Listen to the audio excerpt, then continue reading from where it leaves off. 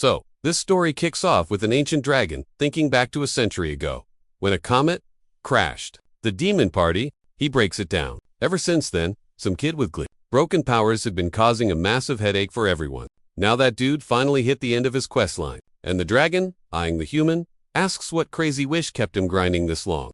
The guy, dead serious, goes, I just want to go back to where I got kidnapped from. The dragon's shook by how basic that is, laughing that someone would risk perishing for something so lame. But still, even if he couldn't grant the wish, he had to respect the hustle. Then he drops the truth bomb.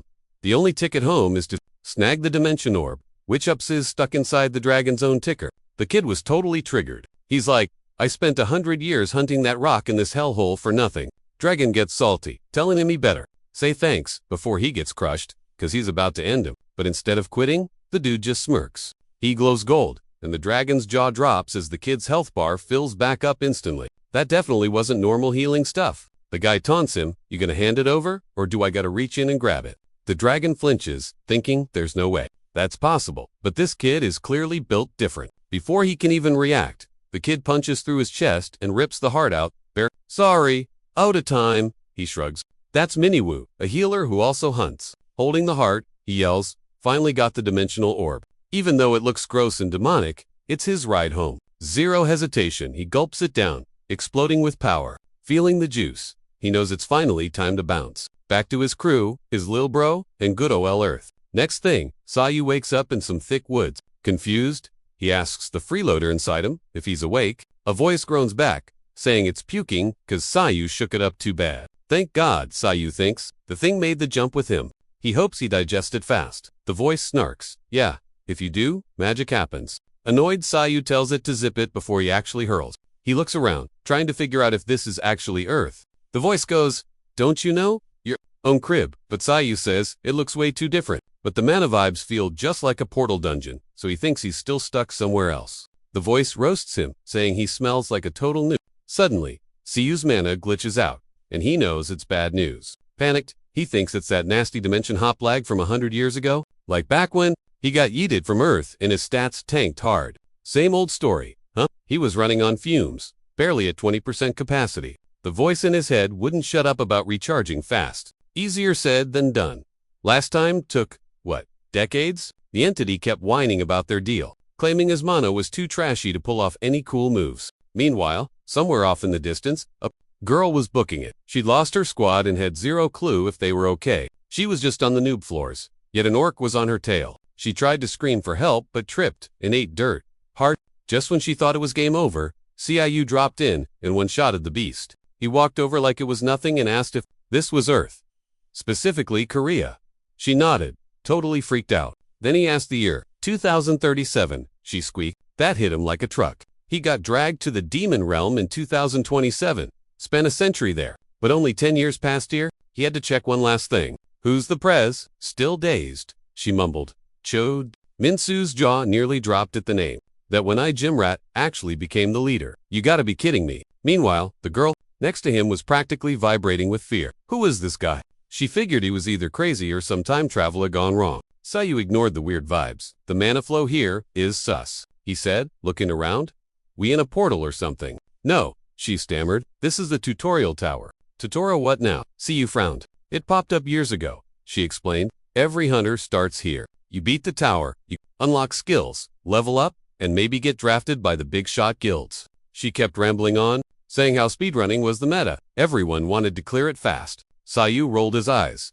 In my day, we just got good. Didn't need a fancy tower? She shot back that was just first-gen privilege. So I gotta clear this. To leave, how long's the grind? He asked. Average is 8 weeks. The pros do it in 6, she said.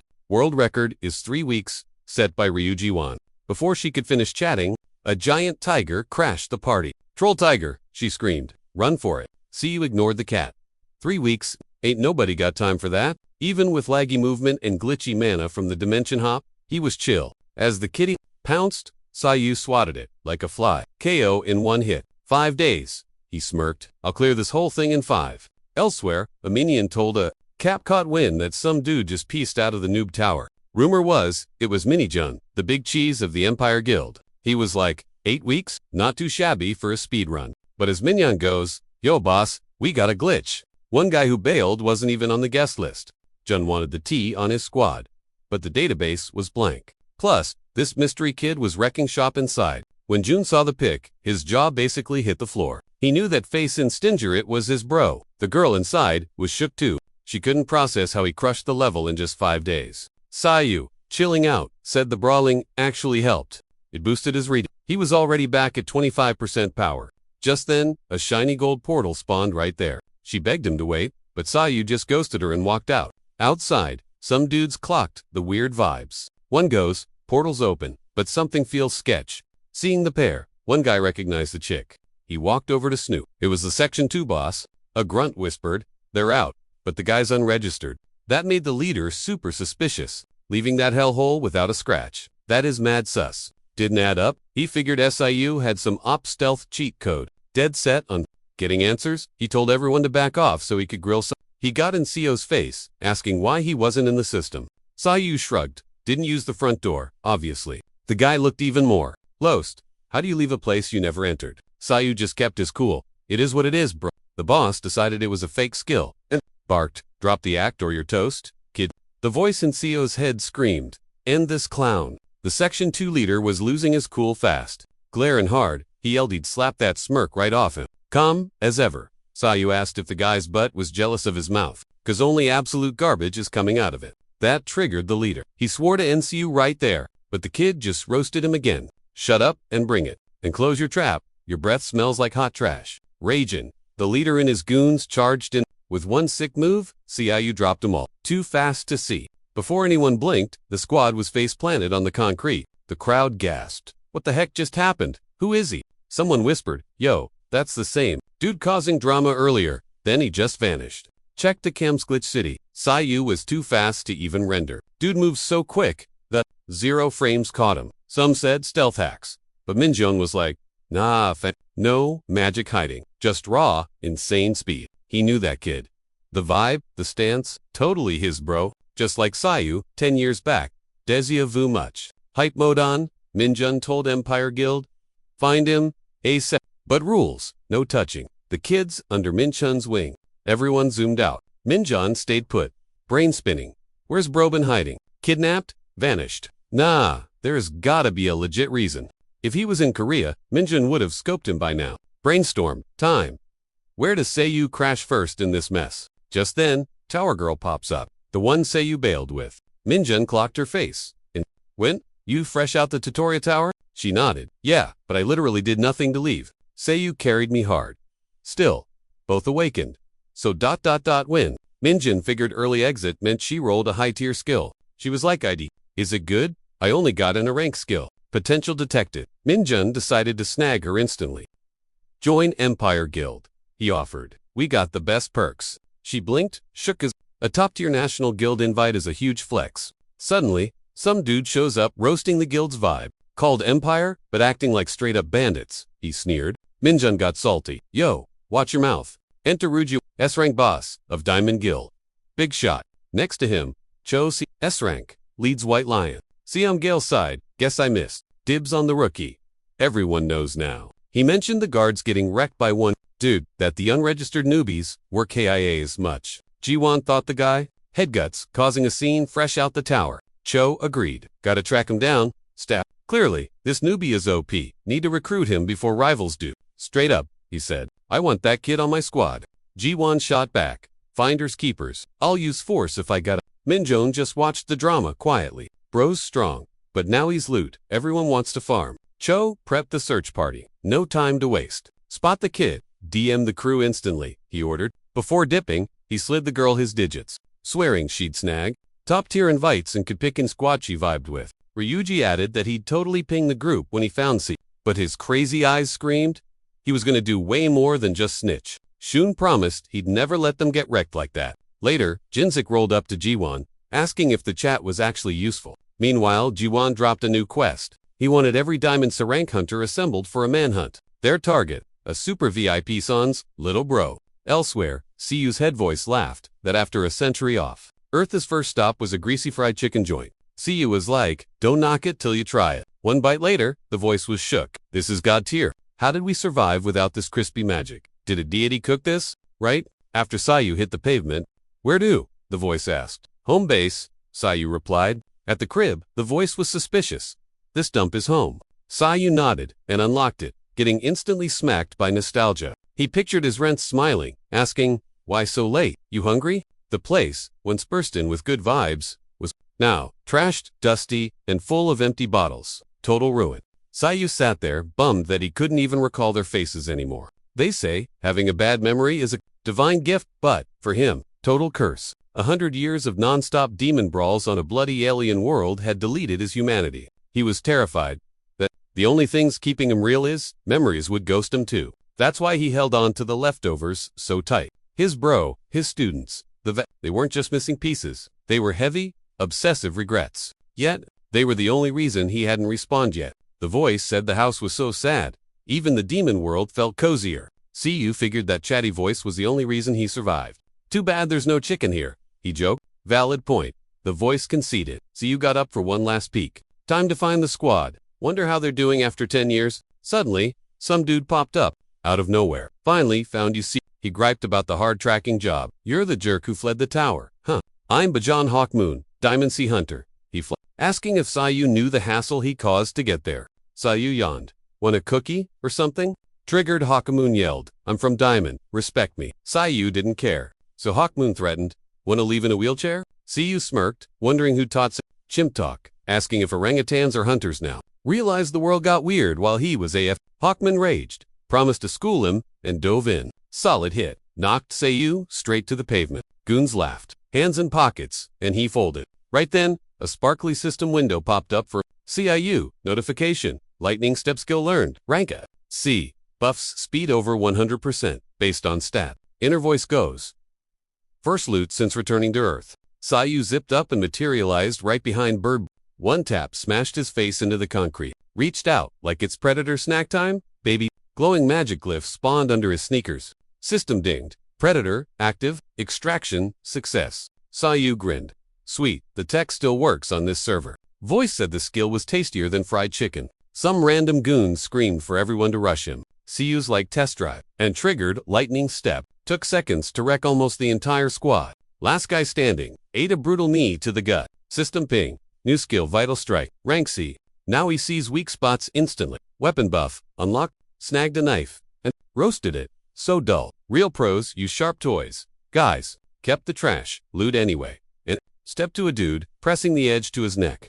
Then Sayu glanced back. Total unexpected spawn. Lurking there, watching. His literal brother, son, long time, no see. Both of them got super emotional. Cue, the flashback explanation of the crazy past. 20 years back, portals opened. Monsters everywhere. Also when the first awakened players logged on. Folks getting powers just by standing near the rifts. Total savage era. Noobs running wild. Zero laws. In that anarchy server, the two brothers, who lost their parents, had to grind just to stay alive. Big bro Sayu was an early adopter. Awakened first. Quit school to hunt monsters and carry baby son. One throwback. Morning, tiny son asked. "School today?" "Nah, work." Son felt bad, but Sayu said chill. Claimed he flunked at studying anyway. Career, T.B. Son then asked when his big bro would come. Home Sayu just said, "Don't stress. I'll be RB soon." Back in now time, Sayu hits his bro's crib. Shocked. The place was massive. Straight up mansion vibes. Stoked but suspicious did.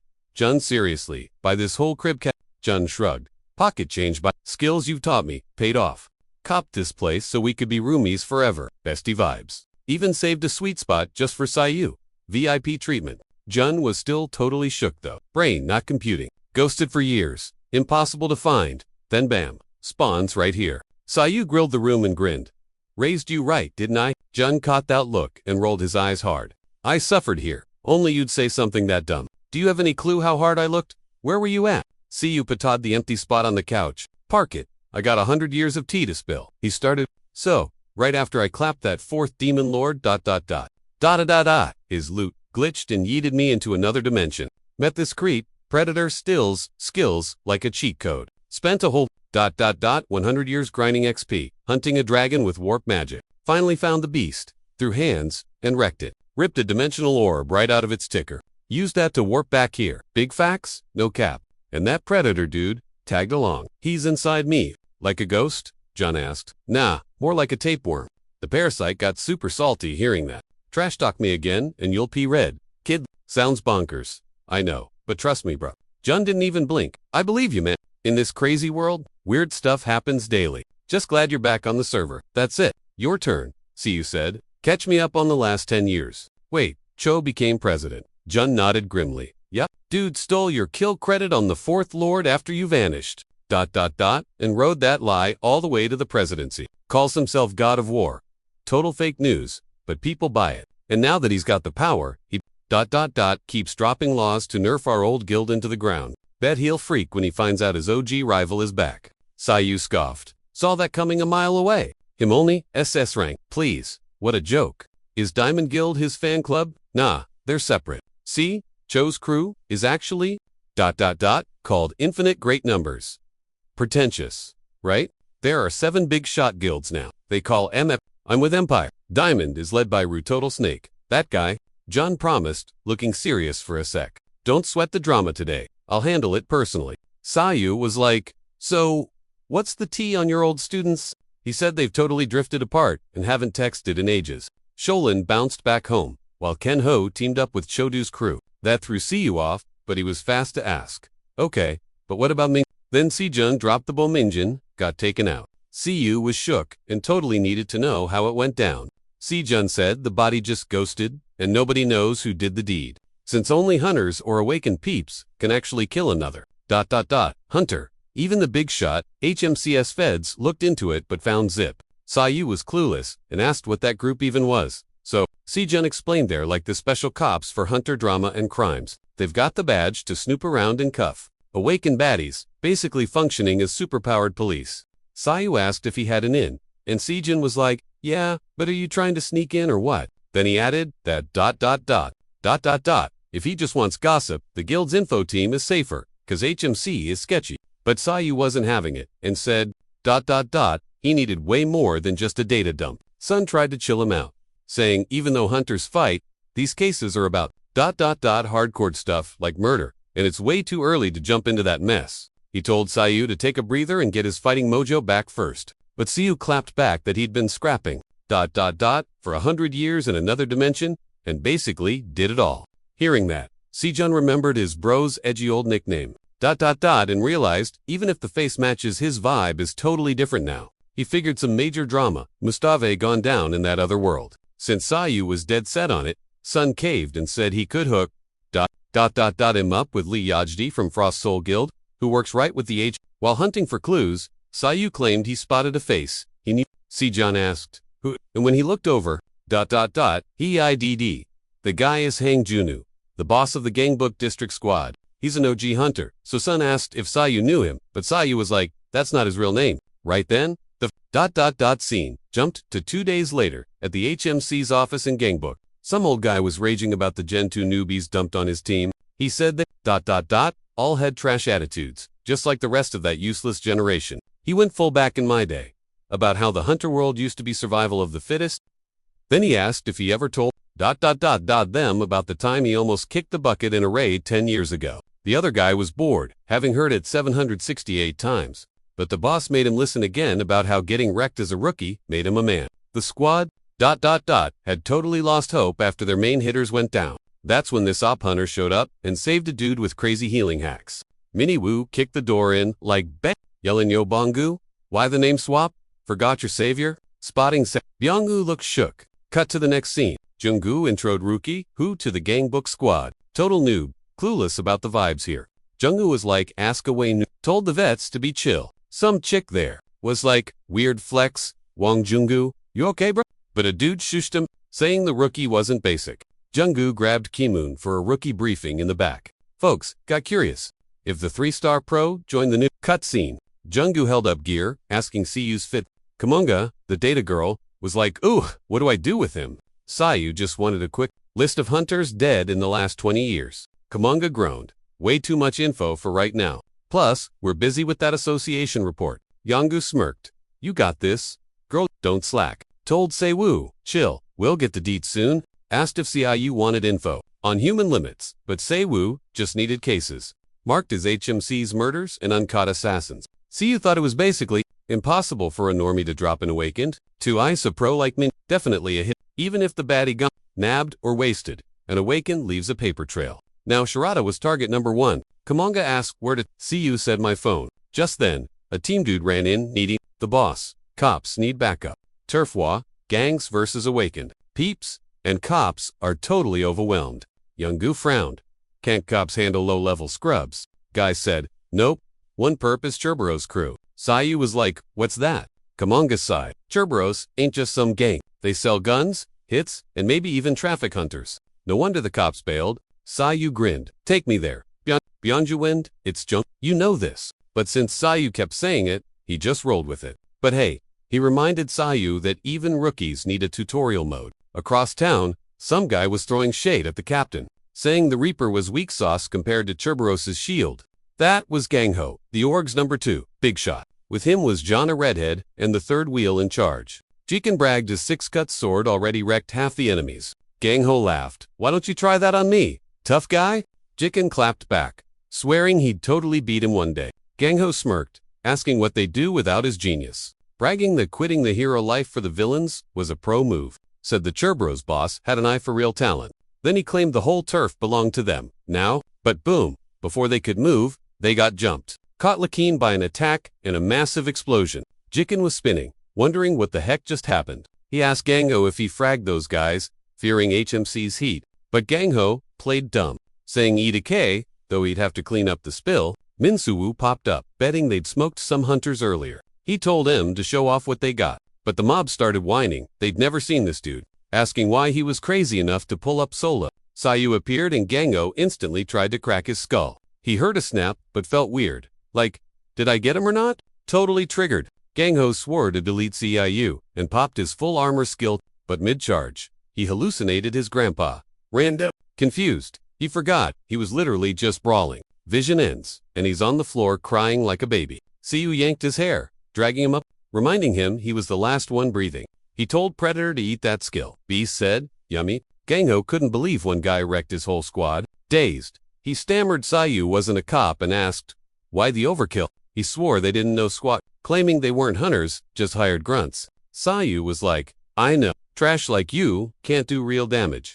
Gangho asked why, and Sayu spilled the tea. He just wanted to stress test. Today's super. Beyonju arrived, asking if SIU was all good. He was shook seeing CU soloed the whole lobby. Sayu confirmed the team wipe, sparing only the leader. Beyonju panicked about arrests, but guess self-defense worked. Even so, he figured they were bad enough, but a total wipeout was intense. Even weirder, they all kicked the bucket, looking totally bored. Beyonju knew Sayu had a rep as a psycho, but he didn't recall him being this savage. CU went, oops, forgot the body cam. Classic rookie move since he was still training. Then he begs Byungwoo to do the boring paperwork. Sobbing like a baby, Byeonju agreed. Nearby, some lurker called HQ Zero, fight back. He leaked it the second. And Command Gangho got wrecked. And number 3, Jen, also, toast. He was buzzing G, top dog from Hong Kong's Red Light Guild. Who died? G asked. Cut 2, some dudes gossiping. That GIG's touchdown from H. Lai Jun, a Korean association suit, gave him the official hello. Where's the corpse? GE demanded. Lai Jun, said Jin's body was at forensics. Go ID him there. Make sure it's him, then hit your hotel. But GE smelled a rat. Word is an HMC's insider smoked jockin. Guys just shrugged. Can't talk about that? Gay asked to sneak out early. They were like, nah, impossible. Ditching early breaks international laws. You'll get deported or grounded. Big trouble. Then they told him, we're babysitting you to forensics now. G was super annoyed. He just came to say rip and bounce, but now it's a mess. Fuming, he ordered Liu to hunt down the jerk. Who did this? Luis, a Barank ninja type from Crimson Guild, totally stealthy. Raging, GE swore he'd personally delete the guy who zeroed Jin. Elsewhere, Sayu asked, bro, did you say Minjin stuff got swiped? Shuan nodded, yeah, about 2 days ago. Minjin got offed and his crib was totally cleaned out. Mana's like a fingerprint, shows your type. Code? Everything. When the cops looked into it, they figured the crook took everything to hide their tracks. Minjin was just a relic nerd, so his place was packed with artifacts. Yet, 0 mana items were left behind. Sayu wondered, was this just a random heist or something deeper? Tons of pricey stuff vanished. If they tore the place apart that hard, they definitely left a clue. Plus, to hide mana, just torch the place. Way easier. Shun was like, you think the thief broke in after the murder? CU grinned, looked into it. It matches some other crazy cases. That's why he figured he'd lurk around some shady fence dealers. Sejin was totally a buzzkill about it though. Said the case was ancient history and Minjin's stuff was long gone. But Sayu was like, nope, gotta track it down myself or I won't sleep. Smash cut to Sayu playing detective, just like he promised his bro. But his swagger was fading fast. Walking around, he wondered why this tiny country was packed with so many creeps. Predner tagging along, got a vibe and was like, yo, hang it right here. CU listened, hit a dead end, and roasted the guy's terrible instincts. Then he caught some dudes yapping nearby. Around the corner, guys were gossiping about the HMC's wrecking fences lately. Said both the Yon and Yan zones got totally wiped out yesterday. One dude's confused, no warrant, no report, totally sus. But the third guy explains, bro, HMC's has global hacks. They hunt hunters anywhere and delete criminals without a trial. Try to fight them, straight to jail. Mustache guy scoffs, please, they're just glorified pencil pushers. Didn't get why everyone was terrified of some stranger, just 'cause he got a kill. His buddy goes, sure, guild hunters make bank, but inside HMC, 0 high-ranking players there. But the dude behind this mess, total psycho. Messing with stolen hunter loot is wild. That's why they were packing up the hideout. QCU popping up. I'll handle finding the new spot. Thanks. They totally freaked when they clocked him as the guy who's been deleting dealers. Mustache yells, code red. Book it to section 2. CU blocks them. Spill the warehouse location or get wrecked. The goons were shaken, knowing they'd get folded like laundry in a fight. Then backup arrives, screaming, what's the drama? One calls SIU, a fake cop. Mustache snaps, who cares if he's concrete shoes, ocean dip, problem solved forever.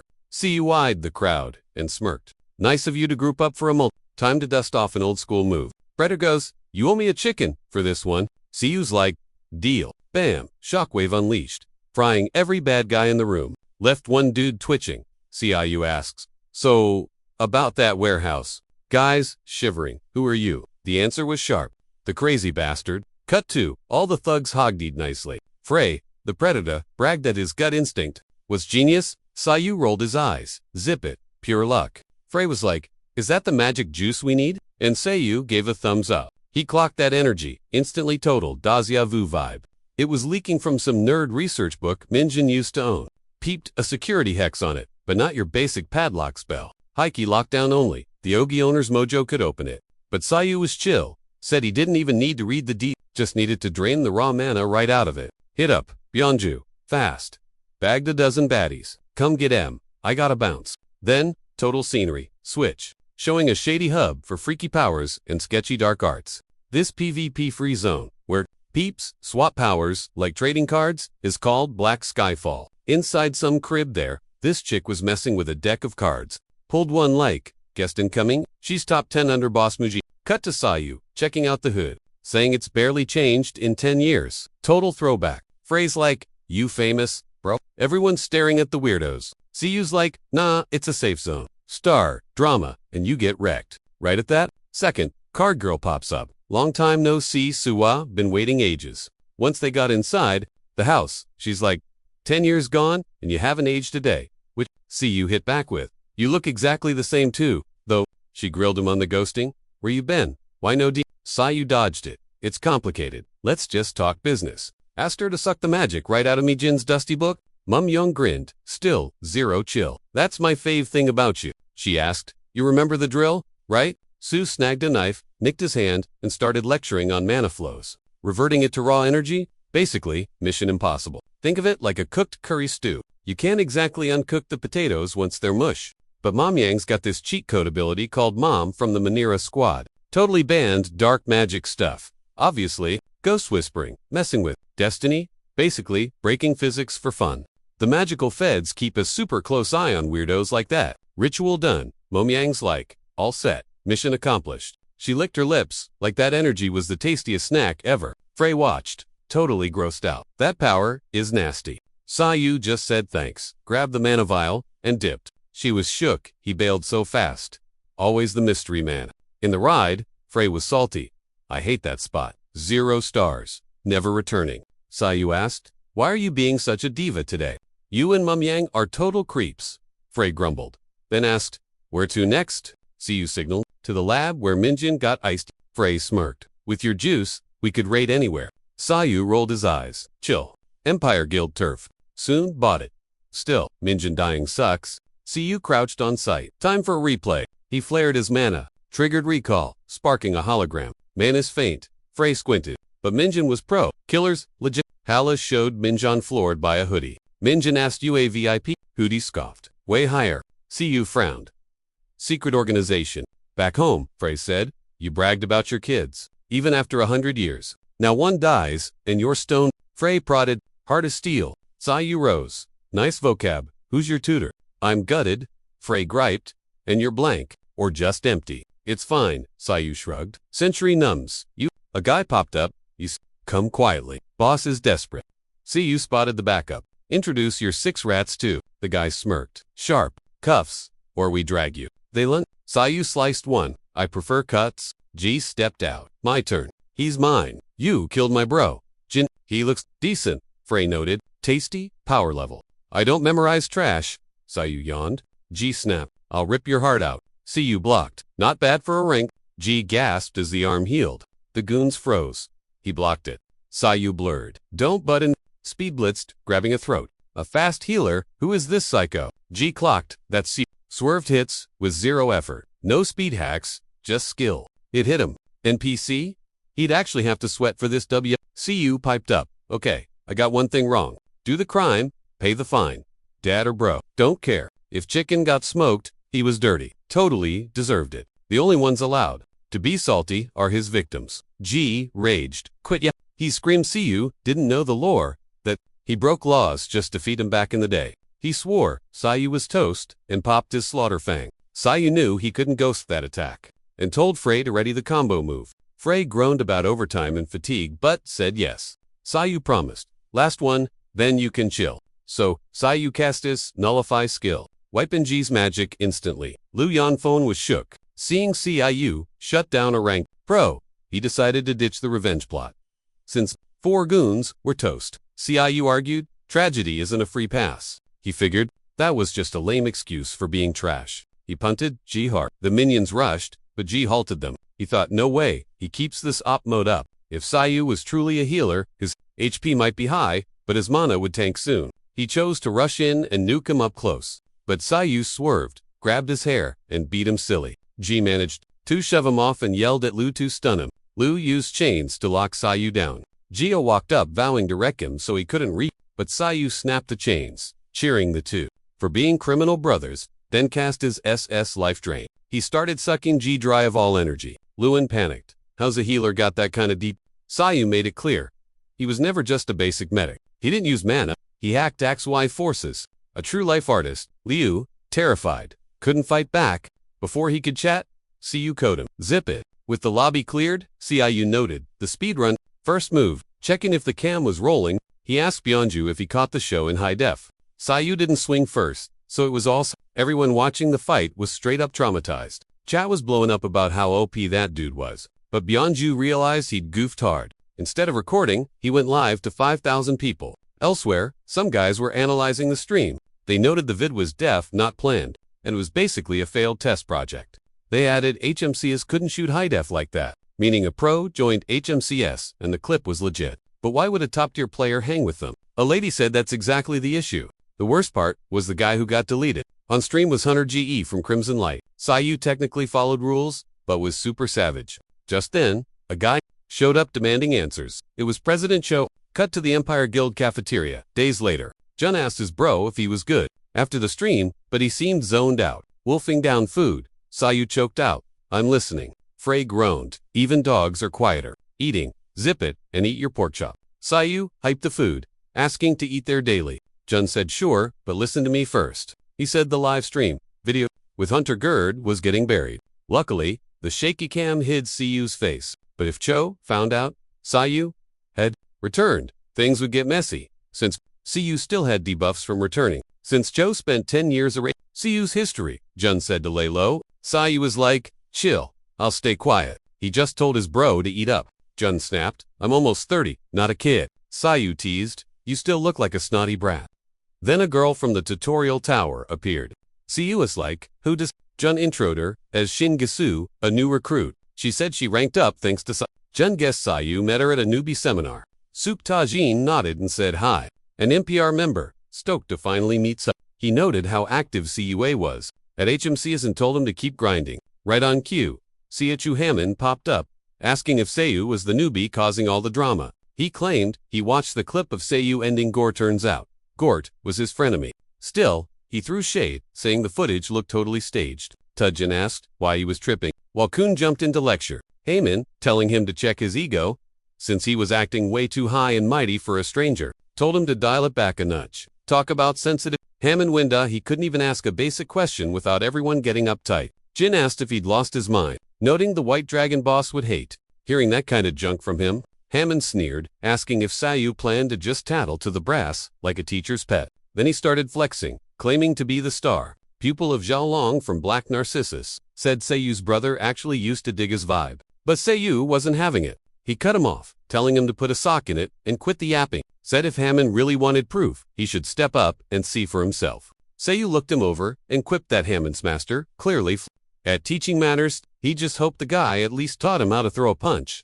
That roast absolutely triggered Hammond, who couldn't believe Sayu had the guts to trash talk a sensei like that. Figured if they weren't on neutral turf, he'd have jumped Sayu right there. Instead, he just dropped a watch your back tonight threat.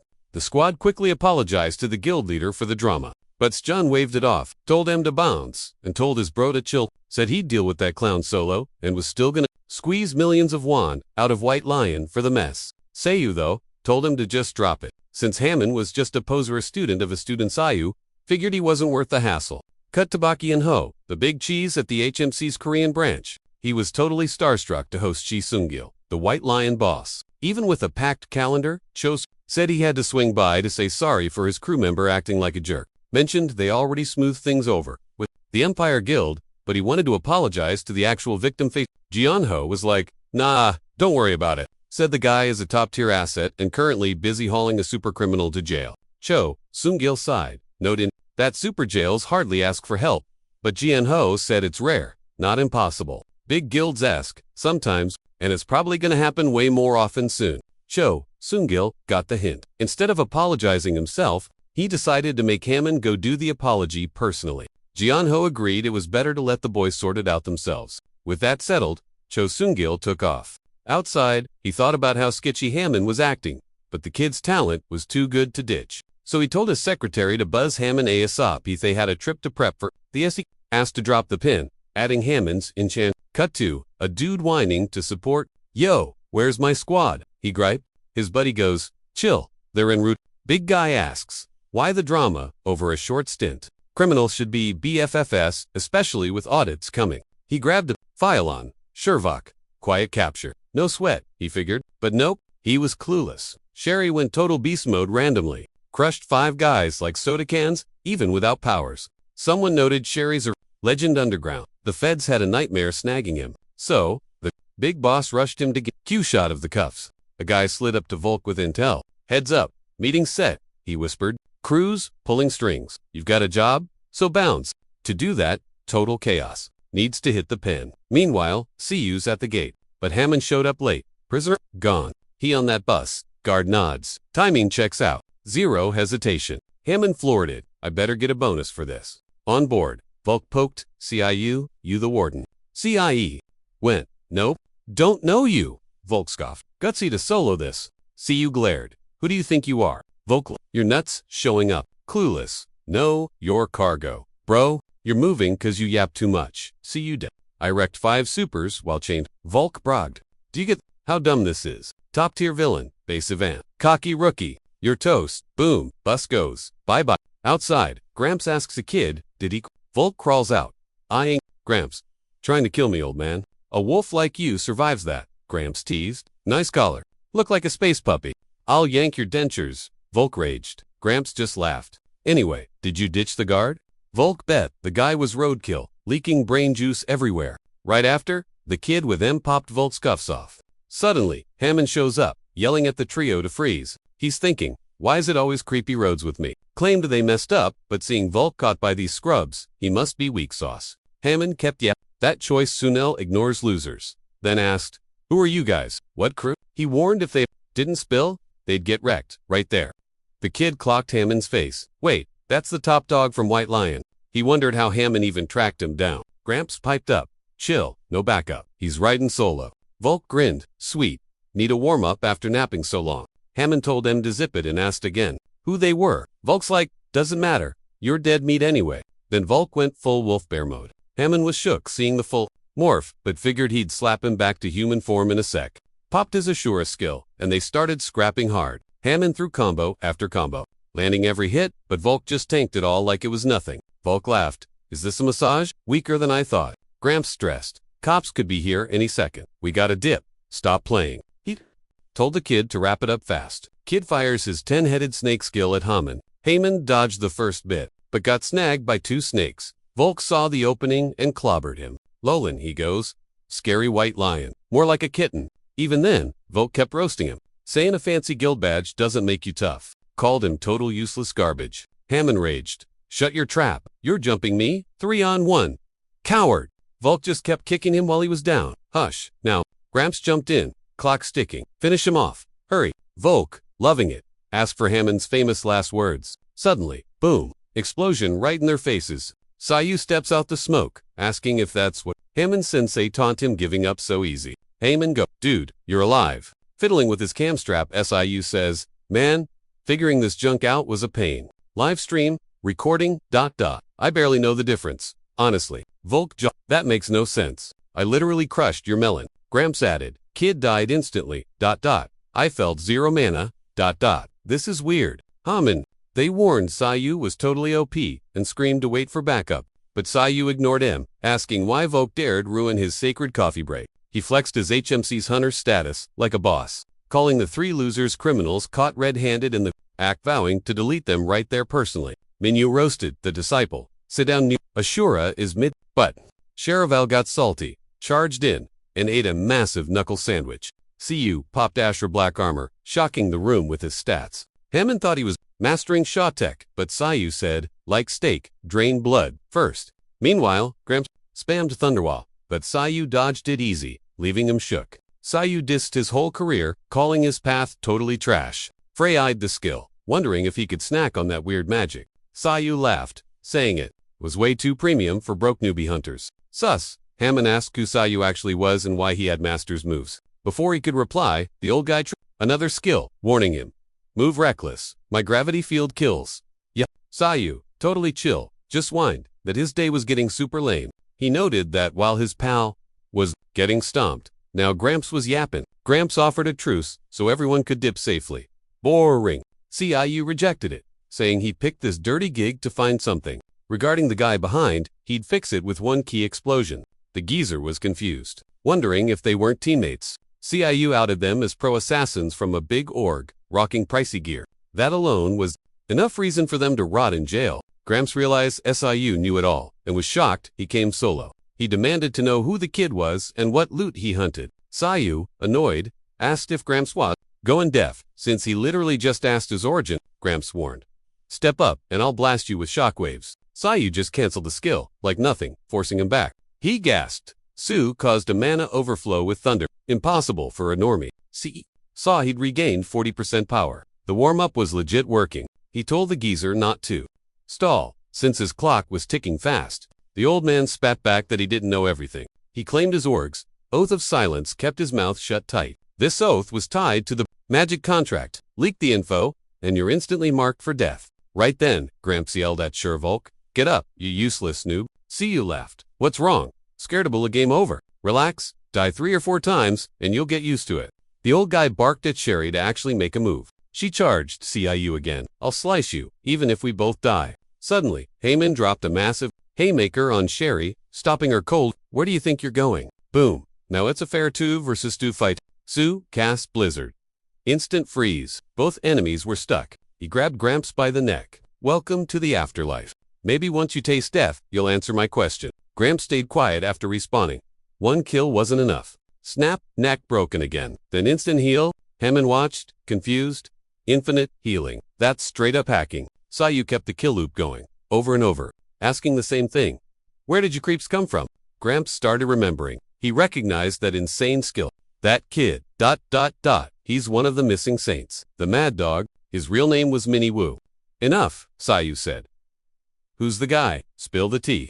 Finally, the truth came out. An assassin squad called Bestia. Elite hunters led by Crow. In the underworld, Bestia had crazy cloutons of people and serious skills. Gramps was an OG hunter, worked in the shadows.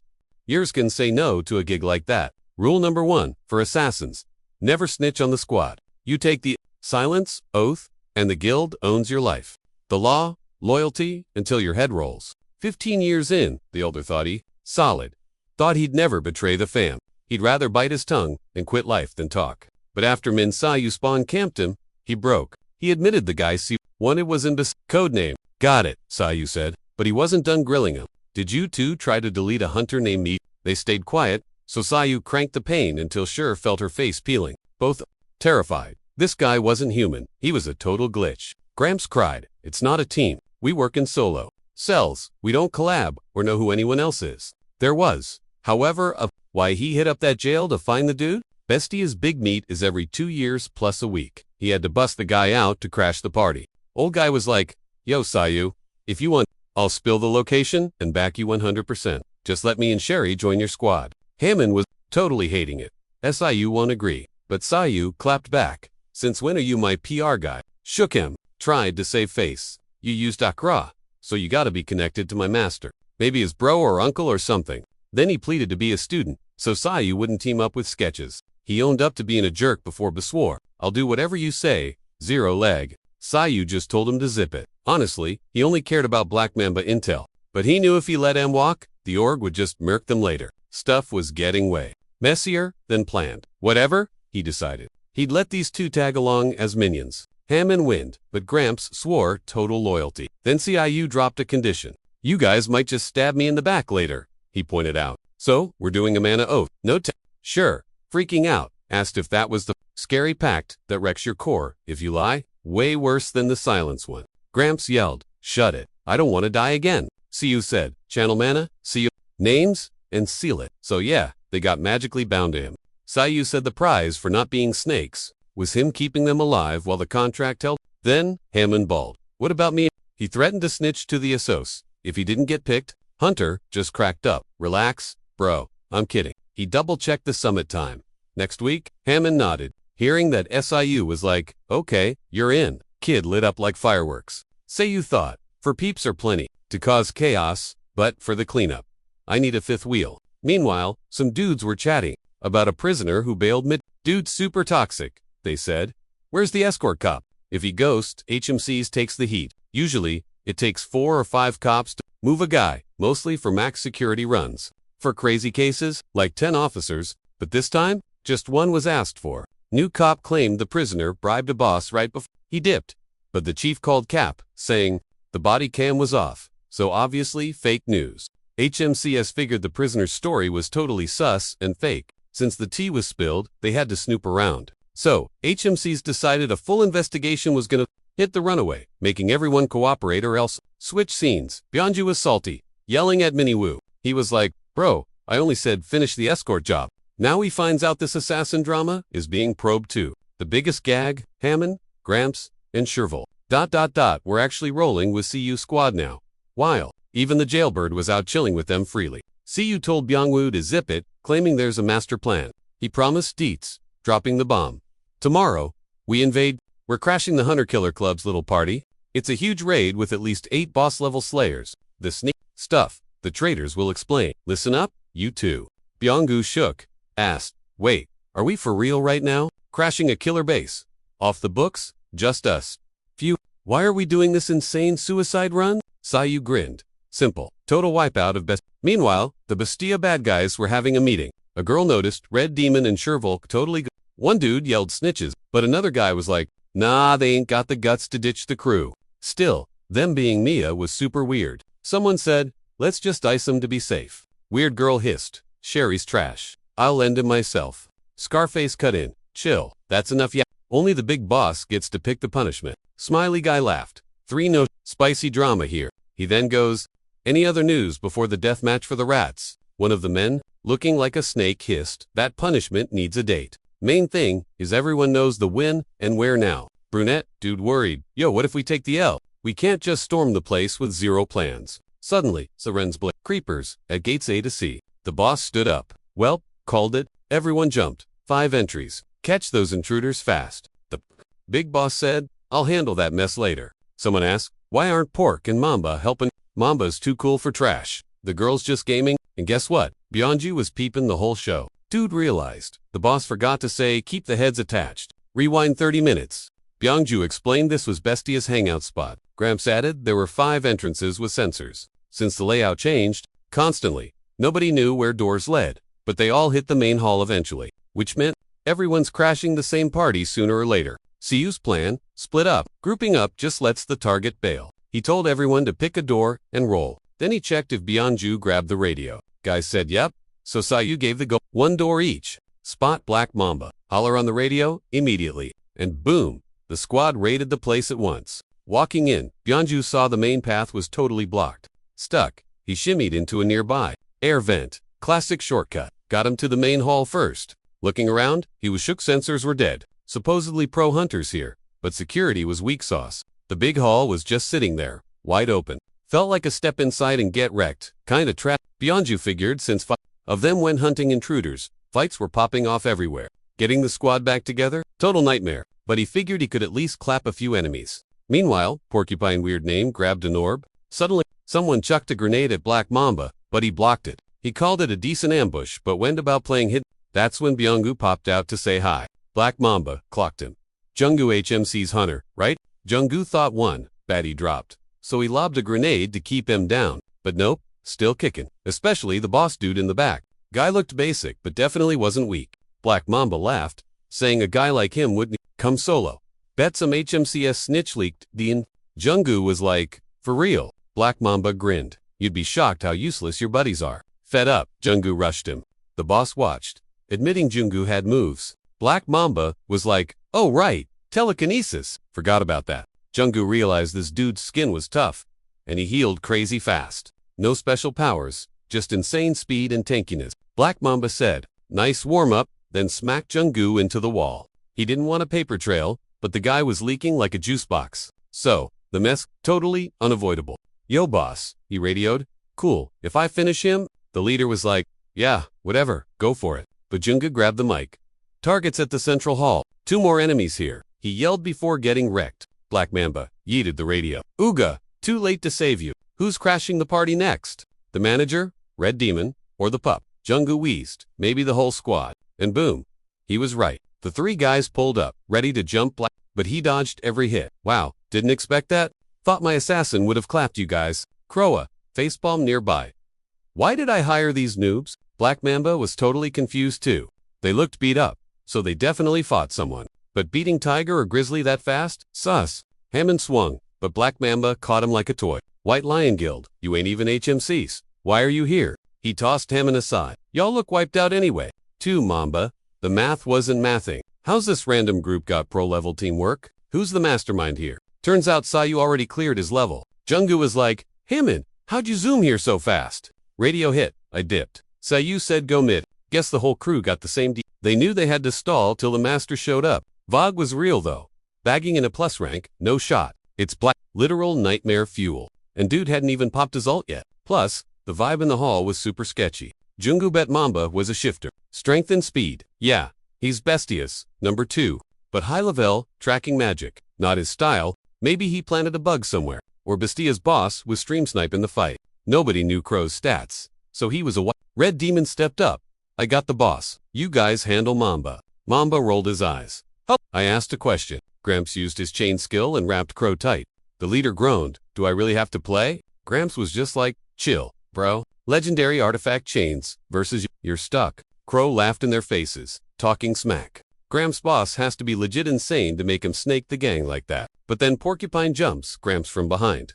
Junggu Froziswa, she was dead meat. Amid the chaos, Mamba breaks his chains. We're busy scrubbing our mess, he chirps. So chill. So yeah, y'all need to croak fast. Boom, dragon mode. Hammond eyes him. Whoa. Form is basic, but that energy, dense. Room felt trippy, like the floor was rigged. Hammond yells, I'll bait him till Sayu gets here, cause the squad was failing hard. Junggu shivs Mamba's arm, but Navit bounces off. Confused, he's like, is that magic too? Mamba roars, yeets everyone back, and just pops up behind you. Heroes always goof up. Stats and numbers run this game, kid. Chokes him out. Think I didn't trap this place. Mamba spills that the whole floor is rigged to blow and track folks. Says it's literally a snake pit you enter. You don't leave. Tells Junggu, quit squirming. It's over. Suddenly, he feels a crazy killer vibe. Sayu grabs his neck. Found Jia, snake, been waiting ages. Instantly, a cheap shot at Porcupine. Crows shook. Dude hacked the whole room's magic. Phrase like, that's just how Sayu rolls. Crow nods. Okay, that's sick. Seeing as CU just trashed $1 billion setup instantly, Mamba admits he's shocked. Bye. CU's entrance. So you're the boss of this crew. Figures Asu is the headache behind everything. Sayu goes, nah, the bad guy is you. Chained Crow thinks CU's main target is Mamba. What's the beef? Mamba's lost. Don't know him. But admits Sayu is a beast. CU says, not just revenge, I need info. Crow's tied up but dying to know why they're loyal and who Sayu really is. CU keeps swinging. Mamba can't get how he hacked the traps and tracked him. His speed is nuts fastest hunter ever. Taking a massive L. Black Mamba poofed back to his normal look. Totally shook.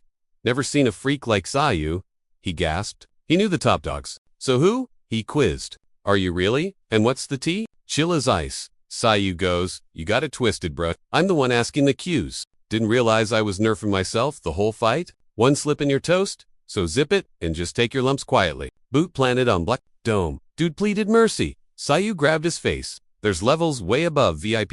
Glaring daggers. He asked who put the hit on Min. What's the deal? With you too. But Sayu warned.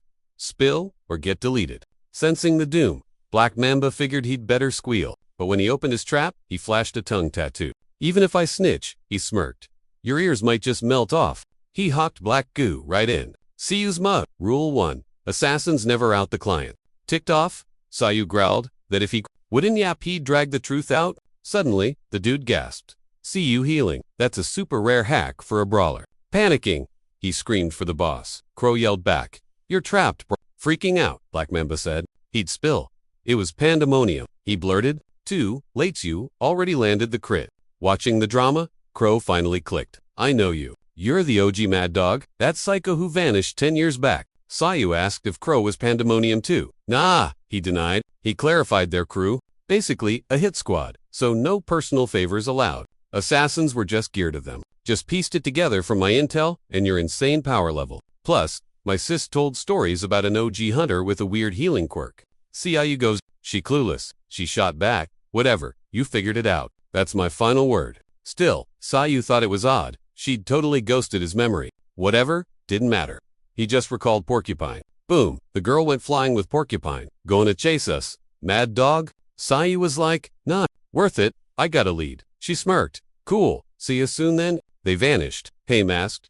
You really letting them bounce like that? If we chased them, he shrugged. We'd trigger the self-destruct trap rigged on this floor. Right now, none of us would make it out alive. Priorities. Clean up this dump. Everyone groaned at the massive mess. Sue was still obsessing over it, puzzling out the pandemonium link and what Dirt Minjin actually dug up. Meanwhile, Sayu was still stuck on the pandemonium drama, thinking back to 20 years ago, when Gate 1 opened up. Since then, crazy junk started spilling over non-stop. Mana, monsters, magic rocks, and epic loot. The whole package. But the real VIPs of disaster, the demons, aliens from a dimension where everyone's a natural mana wizard. Basically, they were totally OP skill users. Once through, they saw our mess and totally played us. Invaded, acting like big shot bosses from a cooler dimension. Snatching gates, they treated us like total noob. Calling us losers, caused monsters, wrecked our civ. They set up their main creepy demon castle, hogged every gate, acting like they owned Earth. And of course, some total sellouts started simping for the Demon King. They called their clique Pandemonium. Luckily, OG Hunters learned mana and shut that down. Humans won the big brawl to save Earth. 10 years since, Sei Wu yeeted the fourth king into a rift. Yet, he was asking why Pandemonium is trending. Again, still sus about it, he hollered for Frey. Said demons were in that other world too. Just looked diff. Frey was like, facts. Demons are big shots everywhere. See, you added, how over there, demons own dragons as pets? Are they just thugs in every dimension? Frey shrugged, admitting he had no clue. His memory wiped before meeting Siwa, but he felt the demons took something big. Knowing them, Frey figured they'd totally do that. Sayu groaned that they were totally clueless. Figured those creeps were toast, so he didn't check. Over there, he just saw pets and focused on not dying. One thing he knew for sure, their mana vibes were off, and demons got way sneakier at blending in than 10 years back. Frey just said, "Bro, just smash everyone." Sayu sighed, "Not that easy." Then Shun walked in. Sayu blinked, "You're early? What gives?" Sun asked why bro needed the office ASAP and what drama he stirred up now. Sayu said, he was just tracking Mijin but soon called Cap. Bro got the tea. The team captain reported that Sayu totally wrecked a squad of assassin hunters and hijacked the office to round up shady peeps involved, begging to keep it on the down low from other guilds. Sejin was salty, telling him to lay low before that dirtbag Cho Desaw catches on. Sayu admitted Hesamaziap but told his bro to chill. Said Jung Jiu promised to ghost his name from the whole gig. And anyway, he's planning to face Sho soon, cause he's got beef to settle. Claimed if he rolls up personally, Sho won't know what hit him. Sejin knew he couldn't stop the crazy, so he just pleaded not to go too hard.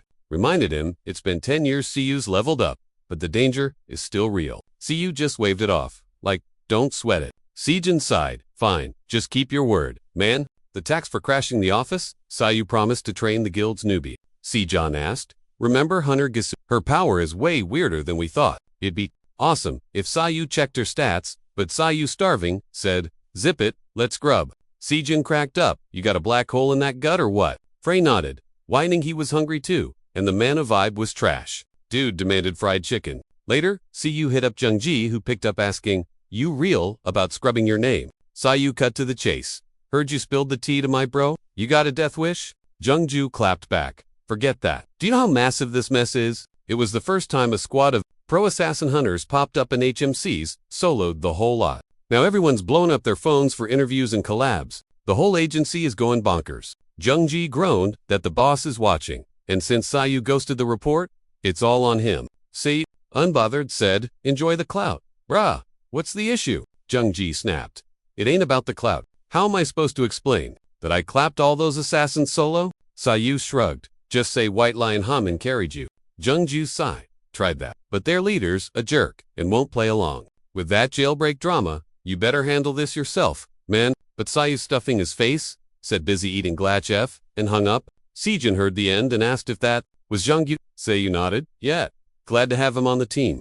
Then he asked, so, what's the deal with demons? Still look like 10 years ago. Sejun explained that, after Number 4, Demon King vanished. Demons hit humans up with a peace treaty. They chilled out on the polar continent and started a club to study Earth's mana. Right now, they're chill, actually helping some countries with investigations. Demons barely ever leave their turf, and they've ghosted the front lines for ages. These days, tons of kids think demons are just creepypasta, which shows how much the vibe has shifted. Fredo, he called total cap on that. He figured demons wouldn't act like that, fam. Sayu thought it was sus too, but admitted, humans have trash people, so demons must have losers too. Guess not every race is cut from the same cloth. Still, it bugged him. The guy he fought had mana that felt way too similar to demon juice. But, kinda off. Somehow, he wondered if it was some freaky human-demon mashup. Since demons crashed Earth 20 years ago, Sayu knew a link wasn't totally crazy. Honestly, he felt Minjen's revenge arc was just starting.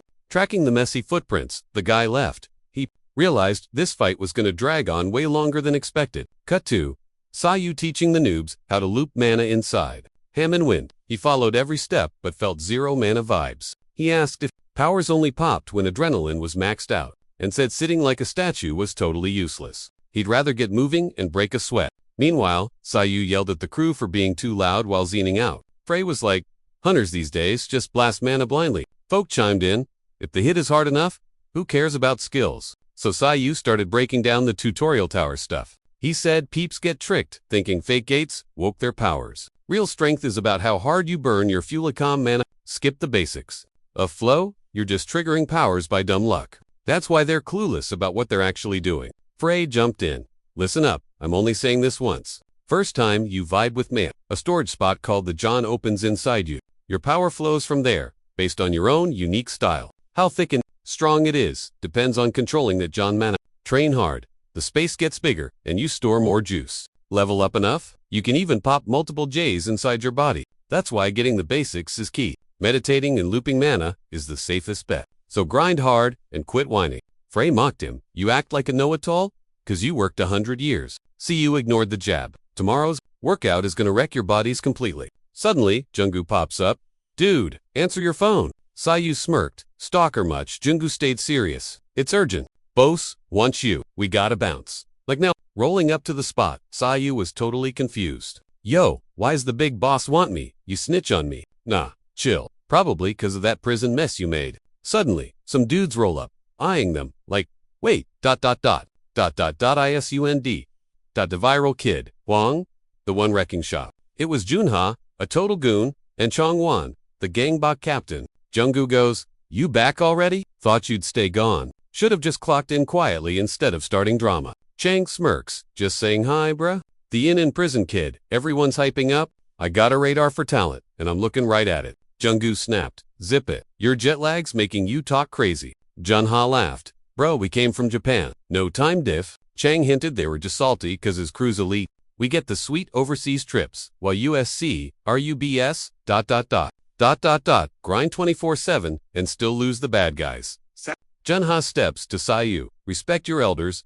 Say hello. Sayu didn't blink. Greetings are for friends, not you. Move your steroid-pumped blubber. You're in the way. Those shades, just for style? Or are you actually blind? Can't see you're taking up all the space, Tubby? Junha raged. I'll wreck him. Junggu shouted. Not here. Chang just shrugged. Totally unbiased. Don't lecture my guy. Junggu played dumb. Nope, didn't hear a thing. He asks Asu, who goes, guess their ears are full of wax.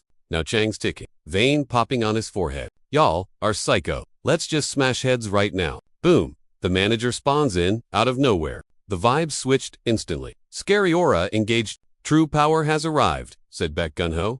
Boss mode. Sayu. Finally. Junggu, you took forever with this man. He waves them over. Come to my office, but got a VIP guest today, so I set up something cool. Chang tries to whine. But sir, Gunho shut him down with a savage roast. Heard you were into some weird stuff in Japan. Chang, if you want real clout, stop chasing. Whatever that was, work hard on the job, not on your freaky hobbies. Chang and his crew turned bright red. Total L. They were bewildered. Why does boss love this rookie? Cut to office. First time seeing you IRL, Gunho says. You've been grinding hard since you joined, huh? Crazy skills like yours. Keep a guy busy. Sure. See you nods. But, what's the actual deal? Gunho LO led at the bluntness. Okay, real talk. We gotta chat about that Jin-chan transport gig. He said cause of that beast drama. The branch office took over the investigation. On top of that, the shady stuff with Inchins. Jail time just got way deeper, which means they can't just ghost the hunt for the fugitive anymore. A hunter up enough to clap Garcia let a criminal walk. That's super sus. Gunho looked him in the eye, asking if Sayu was for real about not knowing where the fugitive was. Then he kicked Junggu out, needing some private talk time with Sayu. One solo Gunho was like, look, I'm not totally stiff about rules. I've known Junggu forever. Dude is a beast at his job, legit. But believing he soloed an entire assassin guild? Yeah, I ain't buying it. To me, wiping out those monsters and the escapee drama has your vibes all over it. It's obvious you found some major clue during the escort run. That was a huge win. Basically a confession you were involved. Gunho added, if the runner spills the tea on his organization, we might be able to slash his sentence, big time. But no cap, we can't just ignore a superpowered criminal. Especially when a mystery rookie like Sayu is mixed up in it. That's when the manager dropped a bomb. He asked an older bro for advice. He said he brought this legend along because he was dying to see him again. Sayu was clueless, trying to guess. Then Gunho spilled the beans. It was Kyung-hoo, the OG legend from Seoul Ubi Guild. Dude was one of the 3 great lords of Korea. Big deal. Cut to, next scene. Kyung-hoo goes, man, haven't heard Sayu in ages? He admitted he legit thought the guy was dead this whole time. But here he is, alive, older inside, but looking exactly the same. Frey piped up, who's the old guy? Sayu clicked. It was one of the first-gen legends. The famous sword demon Kunhu, weapon master Kunhu joked, I didn't get old, you just froze in time, bro. 10 years gone, and you're back fresh-faced. Not a single wrinkle. Where were you? Hiding. Your students were tearing the world apart, looking for you. Sayu smirked. Order another bottle. It's story time. After the lore dump, Kunhu wasn't even shook anymore. Sayu explained. It started when some dimensional magic popped off, right as I clapped a 4th-level demon king. Still to know if it was his ult, or some glitchy artifact. But plot twist, Kunhu said the demon king was still alive. Sayu froze. Totally lost. Sayu was like, ha, that makes no sense. Didn't humans and demons sign a peace treaty? To him, this whole world had gone totally bonkers. Kunhu said the demon king's alive but a total zombie now. he said the beef between humans and demons, which dragged on while Sayu was stuck, was way messier than it looked. Once the boss fell and Sayu vanished, demons begged for a truce. That whole war and the drama was the king's idea. With him gone, pointless. Sayu was like, duh, they were scared without their leader. But Kunu was like, nah, humans were totally screwed too. Ever since those first gates popped up, monster attacks were non-stop, driving the world nuts. Staying alive was tough. No signal, zero police, anywhere. Gates stayed open, and noob heroes made things way worse.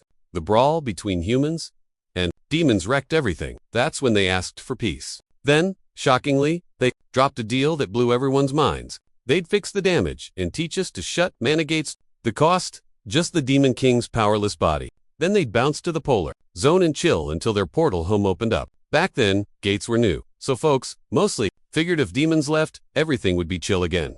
So, everyone gave the plan a big thumbs up. Deal signed. Top hunters from everywhere said yes. South Korea's rep was Choi Dae-soo, and he totally agreed. Since then, demons stayed put and caused zero drama. Still, some OG Fursian hunters were totally sus of the demons. But with Sayu gone, nobody really cared anymore. Wi-Fi came back, things chilled, and people moved on. Even Kung-woo himself admitted he's had zero reasons to doubt them since. But Sayu popping back up made him rethink it all. Sayu asked, what's weird? And he said, you existing. For 10 years, his name was scrubbed from history. Word on the street is Choi Dae-soo did it. He deleted everything. New kids don't even know.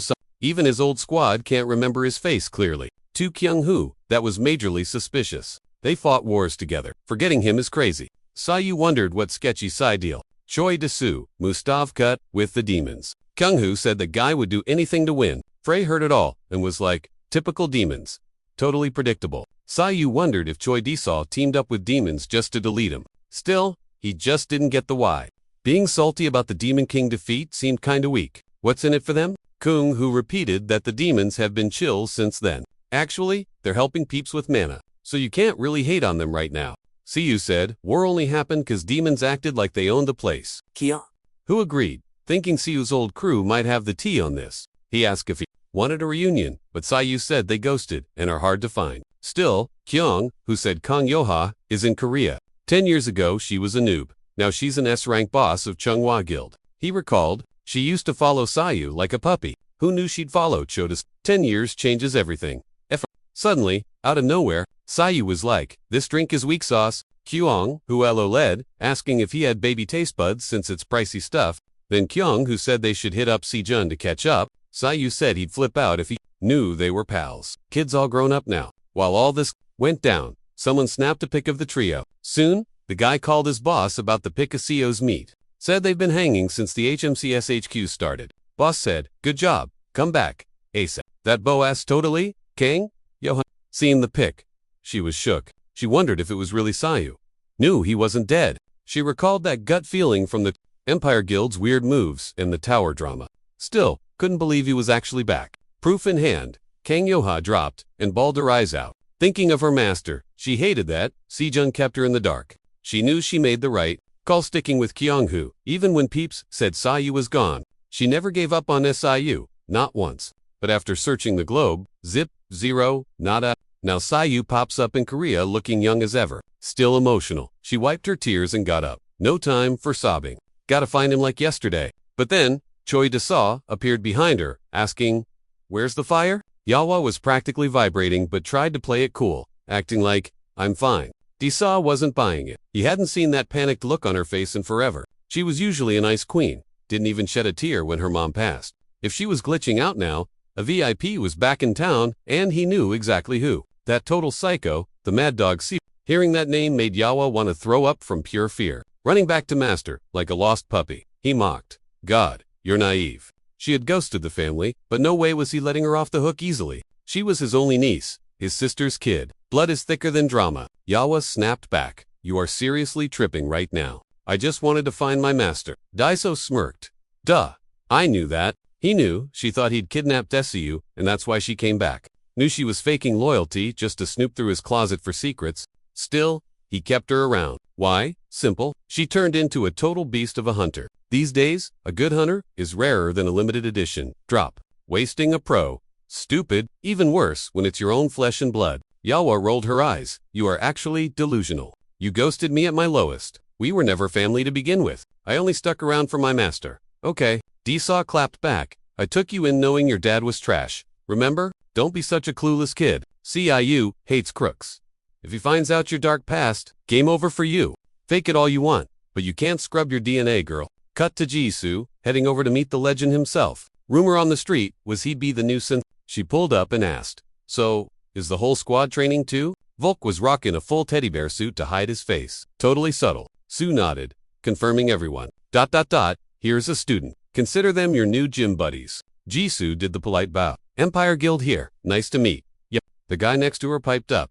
Kim Byung-gik. Same guild. Gramps was shook. That much power at his age. While he grinned. Sup. Glad to meet you guys. Figured she was sharp and wouldn't flunk out. See you. Cut the crap. This ain't training. It's my court-ordered community service. Try anything sketchy and you might actually die. Just saying. Vol. The bear nodded. I'm currently under a ... magic oath. My head is literally on the chopping block. Sayu yelled, "Quit ya! Focus up, we're going in." So the squad marched right into the estate's F5 gate. Jisoo whispered, "Okay, I'm actually freaking out a bit." With her weird powers, this was her first run since the newbie tower. Sue was like, "Chill out. It's just a door to another dimension." Just doors, but Kim asked, "Don't people vanish in these sometimes?" He claimed, when gates lock, peeps get swallowed. Total glitch. That's just a spooky story about gate incidents. Sayu was like, "Nah fam, that ain't it." The door just slammed. Gramps agreed, spilling that humans own the keys now. We run this. Guild zoning gates proves it. Old disasters are now pure cash. Biz, opportunities. Mana rocks, cores, monster gut. Everything's loot now, which means everything equals major Then they hopped through the portal, spawning in a fresh zone. Jisoo felt queasy. "Is this gate motion sickness?" She groaned. Kim noted, "Unlike the tower, no creeps camping. The spawn point." Sayu eyed them, wondering if all Zoomers acted this weird. Seriously, what are they even learning at Hunter High? Wog was like, "SIU, you wouldn't get it, cause he's an OG boomer hunter. Since Generation 1, 5, gate raids are basic. Now, just a job with a set syllabus. Beat the tutorial. Get a rank. Guild's price tag you on that score. As for real PvP, most noobs only learn that after joining a guild." Sue claimed this. A Frank zone offered 0 real XP. Mobs here die in one hit. He told the noobs to flex skills first. Kim only listened cause the boss ordered it. Total drag. But seriously, who's this Rondo bringing strangers to practice? Stuck with a dude who can't even cast spells. Totally lame.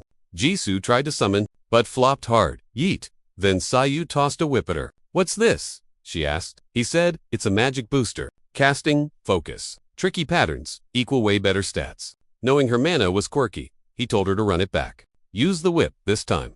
Jisoo got hyped. Okay, round 2. Suddenly, a goblin mob spawned right in their faces.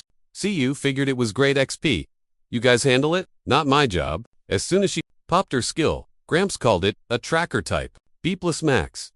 Frey saw, the kid was all style, no substance. Just showing off, Gramps agreed, and warned that spamming skills like that drains mana fast. Kim knew goblins were weak sauce, but a whole mob, catch, for a rookie. That is actually crazy. "You done yet?" he asked. She yelled, "Almost got it." Then bam, mana tank empty. Jisoo finally triggered Tamar mode, controlled a mob for 10 minutes. She told a goblin to bounce. Stoked, she finally nailed her skill. Volk was shook, realizing she was a tamer. That power is a super rare drop. The old guy nodded, even with the whip assist. The skill tier looked insane, and he was dying to see her level up. Frey, she was loving it, saying she finally found some good entertainment. For him though, it looked like a tasty snack. Chomp. Saeed got real, asking her what the plan was. "You bossing around one goblin?" Jisoo spiraled hard. Total panic mode, begging the guy to wake up, clueless. Later, looking like a zombie, Jisoo actually thanked him for the beat. Said she finally clicked with her powers, thanks to that nightmare. Vogue noted she looked like a ghost and asked if she'd survive the trip home. But Sayu, zero sympathy. Couldn't care less. Told her if she's unbothered, go ask Sun for a new teacher. Bye. Then Jisoo got all deep and serious. She admitted thinking hunters were special snowflakes just for awakening. Like, higher rank equals instant VIP status or something. But, reality check, powers are just tools in the toolbox. It's how you use them that counts. That's why she wants to master her mana flow. Sayu shrugged, like, at least you learned a thing. Keep grinding. Then he dropped the bomb. If she needs backup, go bug someone else, cause he's bouncing. Peace out. Suddenly, he clocked that they weren't alone. Audience alert. Red Demon asked. Other guilds? Siwa heard gossip about Za guild deals. They were yapping about gates spawning everywhere at once, out in the desert, with squads already touching down. Word on the street told Siwa this gate was totally weird. When the Empire Guild hunters stumbled they found Bodhi's already chilling inside. Creepy. But not Monster Chow. Scene was clean, no scratches on the corpses. Just their insides were total mush. Siu's like, okay, that's freaky. Only logic. Something got planted inside those dudes. Gross. Just then, he piped up, claiming the gang was finally back together. Said his master was back and she didn't even say sup. Rude much. He tried to slide in for a chat if she had a sec, but Siwu gave him the cold shoulder. Sorry, busy saving the world. Frey didn't miss a beat to roast him, saying he got shut down at light speed. Need a hug.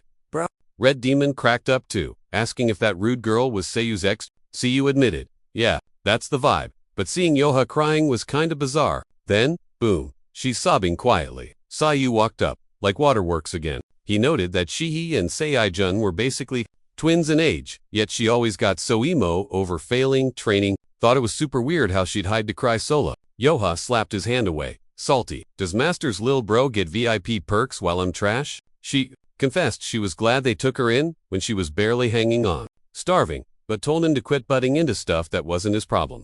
Yeah, she knew Siwu was a total tank who never quit, but she reminded him, we aren't actually related. Siwu just yanked her ponytail. Hardin shot back, I'm the one who makes that call, not you. Life in this dump was hard enough. He figured he earned the right to pick his own He straight up claimed Yoha as his lil sis, adding that, if she just accepted him as her big bro, she might feel less crappy. Yoha turned beet red. No way. I don't need a brother, she snapped. Siwu grinned evilly. Training's gonna be a nightmare tomorrow. Ready to bawl your eyes out twice as hard? She rolled her eyes. It's already a nightmare, every single day. Idiot. Hindsight is 20/20. She probably just snapped back cause she was flustered. But honestly, she meant it. Being just Master's kid sister, or some random student wasn't enough for her. She wanted to be a powerhouse, standing right beside him, actually helping him save this messed up world. Somewhere along the way, she caught feelings. Big mistake. Guilt ate her up. After all, her dad was basically a supervillain. Sure, she got dumped as a kid and grew up on dirty money, but crushing on a hero like that felt wrong. Maybe Choi Daiso had a point. Her Master shouldn't be dragging around baggage like her. Still, Yoha couldn't just sit around doing nothing. Master gave her a second shot at life, didn't he? She was gonna fight till the wheels fell off. Pumped up, she marched to Chun's room. He looked up, confused. Meeting's not for ages. What's up? We need to talk, she said. Like, now. And ... scene change. Yoha was rambling. It's not about trust. The lords have been fighting demons since the gates first popped up. Back when weird energy turned bandits into monsters, my friends fought like hell just to keep their humanity. But if shaking hands with demons is the only way to fix this place, maybe it's not the worst move for us. Dizo cut her off. Skip the lecture. Get to the point. Did you see Siwa? Does he seem sketchy to you? Seems like 10 years, really. How's broken that mad dog? Now he just sits there wagging his tail. Guess I'm kinda in the same boat. People get me wrong. I just want what's best for everyone. But honestly, 3 lords is a crowd. He smirked. I want to be the king. The only one. Ever since we got this crazy magic stuff, I've wanted to see the limit. Ultimate power. That's the endgame. Making deals with demons. Just a stepping stone to get there. Look, to fix the country fast, every single leader teamed up with the bad guys. Doesn't matter what their secret agendas are. We bounced back and got even higher tech than before. And we did it all in just 10 years. He mocked Kyong, whose peace talks. Ready to own that mess now? Kyong, who just grilled him. Did you trade Sayu away? Are you? Behind the white, Dao cracked up. Please, that's nuts. I'm an open book. If Siyu's back, I'll squash him flat. Easy. He even claimed he was down to chat. Boom, Siyu crashes the party. Perfect timing. He smirked. Got some burning questions for you? Strolling up, he noted. Been a hot minute since we hung out. Sayu eyed the stupidly high penthouse where Dao lived, and scoffed who actually chooses to live in the clouds. Skipping pleasantries, he cut straight to the chase. Yo, did you plot with Pandemonium to yeet me to another realm? Dao yawned. Nice entrance, bro, but that question? Snooze fest. Siyu glared. Answer, or I bring this whole tower down on your head. Dodging the topic, Dao sighed. You know, you really bug me. 10 years gone and not a single wrinkle. What's your secret? You look salty about your trip. You even smashed my window. Pissed, Siyu yeeted something past Do's ear. Listen up. Keep playing dumb and Al. Rip you to shreds and scatter your bits across the multiverse. Then he doubled down on the quiz. Did you conspire? Did you off Minjin? Mess with my students? D-Saw just busted out laughing. You're a total mad dog, he cackled, reeking of bloodlust. I've been battling top hunters globally to level up my power. An old fossilate, you doesn't even give me goosebumps anymore. To him, answering was meaningless. He just lived for the adrenaline of a deathmatch. Sahyu, totally triggered, growled, maybe I need to punch a new hole in your face to make you talk. Before the brawl started, Kyung, who jumped in between, your SS reps. A fight here would wreck the city. Chill. Here. Lectured Dao to act as rank and scolded Siu too. It's not the Wild West anymore, Cap. Times changed. Hunter beefs go viral now. It's a national PR nightmare. Sahyu shrugged. If you don't want drama, move your butt. Dao smirked. Sahyu is still the same. Pain in the neck. Man, I miss when we just killed without thinking. Back in the day, it was all about testing our limits. Now, everything is just ... meh. Dao grinned. I'll answer if you give me a quick adrenaline rush. For the record, I had zero to do with Minjun kicking the bucket. Kang Yo-hua came to me willingly. Not my fault, your students are weak. Wrap it up. If Sahyu has more cues, he better slide into the DIMS officially next time. He'd set up a spot where Sahyu could go full beast mode on him. Zero rules. Kyung, who finally exhaled, vibe check passed, ... for now. Then, boom. Scene switch. Dessa's lackey heard a weird noise, but Boss Dao was like, zip it. Nobody on this rock is tough enough to scrap with me. Dude said sorry. Then D-Saw yelled to Ping more. Get an Erincate ready? Also, bring me Kang Yo-hua. Rewind time. 7 hours back. Sijan remembered Jowaza T. Dead hunters popped up by some random gate. The coroners looked inside and saw their insides were totally wrecked, cell by cell. Looks like some op villain with a super rare skill did it. Big yikes.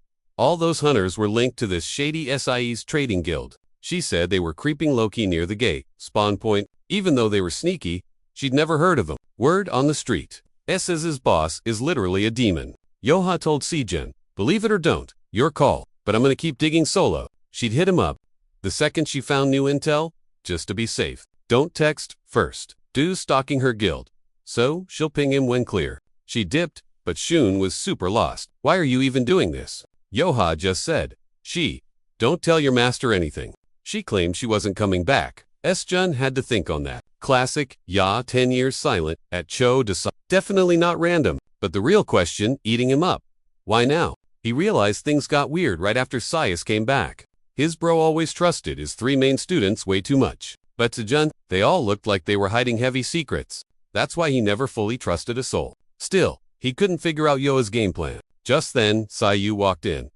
Say anything. Si-Jun froze, totally unsure. Sahyu saw him lagging and said, spill it, don't hide stuff. He needed the tea on UA boom. Scene change. Goons told Kang Yo-hua, big boss wants you. She had to say yes. Cool, I'm coming, she replied. Flashback. 10 years ago. Sias vanishes, and Cho Dasa's chatting with the demon. He asked, you really down to help wipes his brain? Demon nodded. Yakase threatened to clap a 4th level demon king. I work for Rakatan, a 2nd level king. Gotta keep the king's rep strong and keep everyone else on a leash. A human beating a demon king. Total embarrassment. Breaks the whole system. Deal's done. Now demons gotta chill out a bit for everyone's sake. Do. He wasn't having it. Called that whole speech total garbage. Humans clutched the win. Treaty is just cleanup duty. Asked, why should I even listen to this clown? Demon said he's been creeping on SS rankers, mainly claimed Diso is sad. The war's over. Found some infinite cheat code power. No more wild days. Bet Disa misses the brawl. So, here's the pitch. Demon offered max mana stats. Disa swiped left, just to cope for the Demon King's massive loss. Asked, if I get absolutely jacked, won't I just wreck your whole race? Why help? Demon goes, we live forever, bro. Not chasing quick dubs, we want the tea on. Real mana, God mode, and dimension gates. Left saying, I'll wait for your yes. Korea's top dog. Soon, a fancy private gate popped up. More Yang Guild vibes? Minion reports. Empty gate ready. Zero loot. Private turf. No noobs allowed. Confirmed. Totally dead zone inside. Dezo's like, good job. Now get lost. Checked if summit invites went out. Yep. Yohua shows up. Why'd you ping me? Dsaw goes. Bet you think I disappeared so admitted he ignored the demon. But let Sayu vanish. Honestly. See you go. Not his problem. She flips out. Dsaw stays ice cold. Only cared about overpowering that guy. Attacks her. Think I'm psycho. Maybe hurt. She yells. You were totally in on it. Smirks. Just like your mom. Dramatic, fake, and weak. Too slow to get the big picture. Boom. Yeets her way across the room. Says his insecurity, left with the mad dog. but still, that past was a total cringe stain. Siyu's back, time to delete the leftovers. She stands up. Master won't fall for this. Steps on her. Oh, he definitely will. Siyu wasted time on feelings. Saw his eyes after 10 years. I know it. That's why you're the perfect bait. Dao played dumb about Minjen, but said it was time to play dirty. He popped a skill and wrapped Yue in weird magic chains. He bragged that not even S-rankers could bust out of those bad boys. They sucked mana. Fighting back meant frying her core. Total, game over. But Yue she didn't blink. She told him straight, you're still total garbage, dude. Then Bunseo crashed the party and lunged at Disaw instantly. Disaw smirked, claiming he was about to reboot history his way. Old school heroes were expired. Time for them to get deleted. New plot show Dayu is the undisputed boss of planet Earth. Siyu just grilled him, calling that total nonsense. He flared his aura so hard, even Dao got spooked. Diaso still distant. 10 years just made you rusty. Bruh. Frey watched, Loki losing his mind. He sensed the guy facing Siyu was a literal beast. Where's his buddy? Wasn't healed. But Siyu was like, no time to brain. He told Frey they were going full throttle right now. Frey panicked. Have you lost your marbles? Siyu was running on less than 50% battery. Plus, this villain was the toughest boss Frey ever saw. He doubted he could even steal skills from a guy like that. Frey warned him about the backlash if they redlined their power. Siyu shrugged. 50% works. I survived hell with less. Disaw saw the whispering and saying your prayers before I delete you. Siyu rushed him. Nah, just planning your funeral. The brawl started. Yue tied up, watched with wide eyes. A legit showdown between the OGs. They moved so fast, her eyes barely tracked the blur. She knew they were OP, but this was next level. Disaw grabbed a spear. Been a long time, he mused, since I felt a clash this real. Siyu scoffed. 10 years, and you're still a gear hoarder. Frey watched, thinking, is this guy even human? He had the vibes of a top-tier demon lord. That spear definitely wasn't some dollar store item. Siyu caught it one-handed. You're just a glitchy human. Disaw started spamming summoned weapons. He threw him, but Siyu's shield tanked every hit. Dao grabbed a hammer. That shield is flimsy. Boom. Siyu shot an ice spear and pushed him back. The guy laughed. Figured the master wouldn't drop easy. But that's weak. I can blow up way more stuff. He said the chaos was worth the price of ... A killer's kid doesn't get a happy ending. Yo was tied up, crying, and totally begging him to zip it. Siyu warned her to chill, or she'd just wreck herself more. Disaw was Loki hyped by Siyu's insane power. That's the exact spicy energy he wanted to feel. Up close. He said game on, but Siyu didn't wait for the countdown. He rushed in, yelling at him to shut his trap. But Disaw's Celsius mana vibe had totally shifted. Way thicker, he mocked Siyu's cheap mana tricks for being same as 10 years ago. Siyu was like, wow, didn't expect that from a noob who doesn't get basic fight tactics. Dao clapped back that Siyu was just a baby back then. He tossed a knife at Siyu's toes, saying that hit spilled the tea. Siyu wasn't on his level anymore. Then he spammed a chain, move that locked Siyu's legs tight. With him stuck, Dao fired off a massive hit. Dust cleared. Siyu caught it, one-handed. Only smart thing you said. Disaw froze up. That hit was from an op sword meant to slice whole buildings. But Siyu didn't even flinch. Siyu goes, you fought 10 years? I did 100 in Demonland. Before he could blink, Siyu decked Dao right in the face. Hard faceplant. Disaw was like, cool. He forgot what bleeding felt like. Realized Siyu was hiding power. Time to actually try hard now. He said 5 years back, all S-rank pros got forced into bracelets. Things nerfed at their mana. Skills so they wouldn't wreck the city. Take it off without permission. Boom, you're a criminal. Siyu totally hated that vibe. He told Cho Dasu that dog collar was a perfect fit for him. You took this job just to join a dogfight legally. Lame. Cho Dasu glared, saying Siyu was way underestimating him. That wasn't the only reason he took the gig. He admitted he never got to flex his real power until now. Siyu said quit yapping and show it. Both went full blast. The energy clash cracked the ground instantly. Hurt Yohua realized the gate couldn't handle this chaos. If she didn't move, her boss's power might hit normies and cause a mess. She had to stop it ASAP. Meanwhile, the fight was super even. Frey felt a bit sick to his stomach, but kinda good too.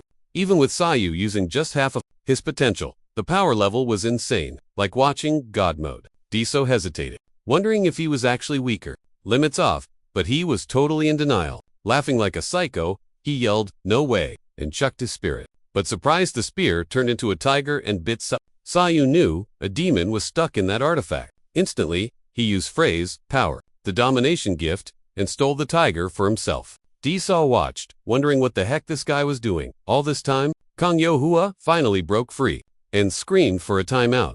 She warned the gate was collapsing and Disa would get busted. While he raged, she'd already DM'd HMCs and they were coming. Gate was opening soon. Suddenly, Dezos comms buzzed. It was Edward from HMC's Global. He told Disa to get over there ASAP. It was urgent. Salty Daiso said he was coming. Fun's over, I guess. Yohua dropped to her knees. Totally. She hoped Sayu wouldn't find out about this mess. She'd rather die than snake her master. Sayu saw she was off, ran over, and asked if she was hurt. Hearing her master, Yoha couldn't hold it in. She started bawling and hugged him. Scene switch. Diso was telling HMCs he technically didn't break any laws. Since HMCs got pinged by a hunter, not the guild, it wasn't his bad. Deezer asked if they were overreacting given his status. He called the guy Sir Blackwood. The blondie was Edward Blackwood, HMC's VP globally. He said if Disa kept the limiter, this would be chill. Top rankers were banned from private brawls, and if they had to ditch the limiter, they had to tell the guild or H+. Using mana on HMCS crew meant instant jail. And since Disa runs a whole country, he could hit the world court, even if he was safe at home. Global rules let him file complaints just for the risk. But in peacetime, they couldn't make it a viral drama. So Edward told him to fix it, quietly in Korea. Also, even if they ignored it, they had to hear the other side. He wanted to meet the dude who matched Disa, meaning he was SS rank 2. Shook Disa asked if Sayu was the real target. Ed just gave him the cold shoulder and hung up. Savage. Disa was raging hard. Total cringe moment for him. He knew the power gap 10 years ago, but thought he could beat him now. He leveled up like crazy while gone. Like a totally different beast. Disa had been grinding XP non-stop for years. Still couldn't get how Sayu was so out. Made him super twitchy. What did Sayu even do all that time? Was the sealed power a flop? Been ages since he had a reason to go full beast mode. Week later, at Guild HQCU pops up asking why Yua ghosted him. Turning red. She said she was hyped, he's back. Just acted awkward. Sayu asked about Minjen. Yoha's like, got nothing, sorry. Only thing she knew was nobody from that country did the crime. Said Tao kept her for personal reasons. Zero proof. He met him, swore she wasn't backing Tao, just cause they're Sayu shot back. If Tao really saw her as family, he wouldn't treat her like trash. Yohua said she's cool with it. Siyu's like, not the point. It's cause she's stuck with a messy lineage. She didn't pick, even if her mom was a crook, not her drama. She's innocent. If she's still feeling guilty, she needs to own her life. He'd back her up, crying. Ya admitted she'd flop solo. Apologized for stressing soon out though. Trusting her was tough since she was being so shady before. Sayu just said his brother was always paranoid. Let's chat tomorrow. Flustered. Yohua asked if it had to be tomorrow. Sayu said yup, cause they're grown-ups now. Do know if Dao fixed the mess, but it's chill for now. Checked his phone. 9 missed calls from Guess Jungju is sharp. Junggu shows up, asking why he go. Gunho was there too. Got a call from VP Blackwood's flying to Korea just to see Sayu called it a pain.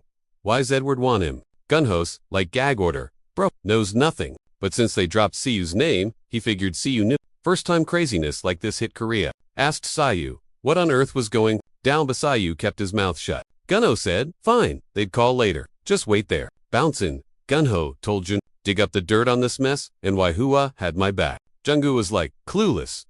And warned, watch out, we got stalkers now. Cut to Sayu and Saru, strolling outside. He goes, why the sudden vibe check? Teach, you're a legend. Plus, I was heading home anyway. Siyu asked the plan. Saro's like, if you're cool, I'm tagging along. Don't let the looks fool ya. I lead a guild. I'm useful. Boom. Black Ride pulls up on M. Window rolls down. Issues there. Grabby eyes. She asks up, but Disa cut in from inside. Quit the fake teacher act and listen up. Kiddos. Siyu chilled Siyu out. Hit you up later. Kick. Hopped in, dues whip and dipped. Inside, Siu grilled him. Not embarrassed you got wrecked. Ain't over? Woulda won if you didn't, but thanks to you, it's spicy now. Got heaps of work. Gonna snag a legit spot for global moves. So, let's squash this beef properly. Sayu, shut it down. Hard pass. Not happening.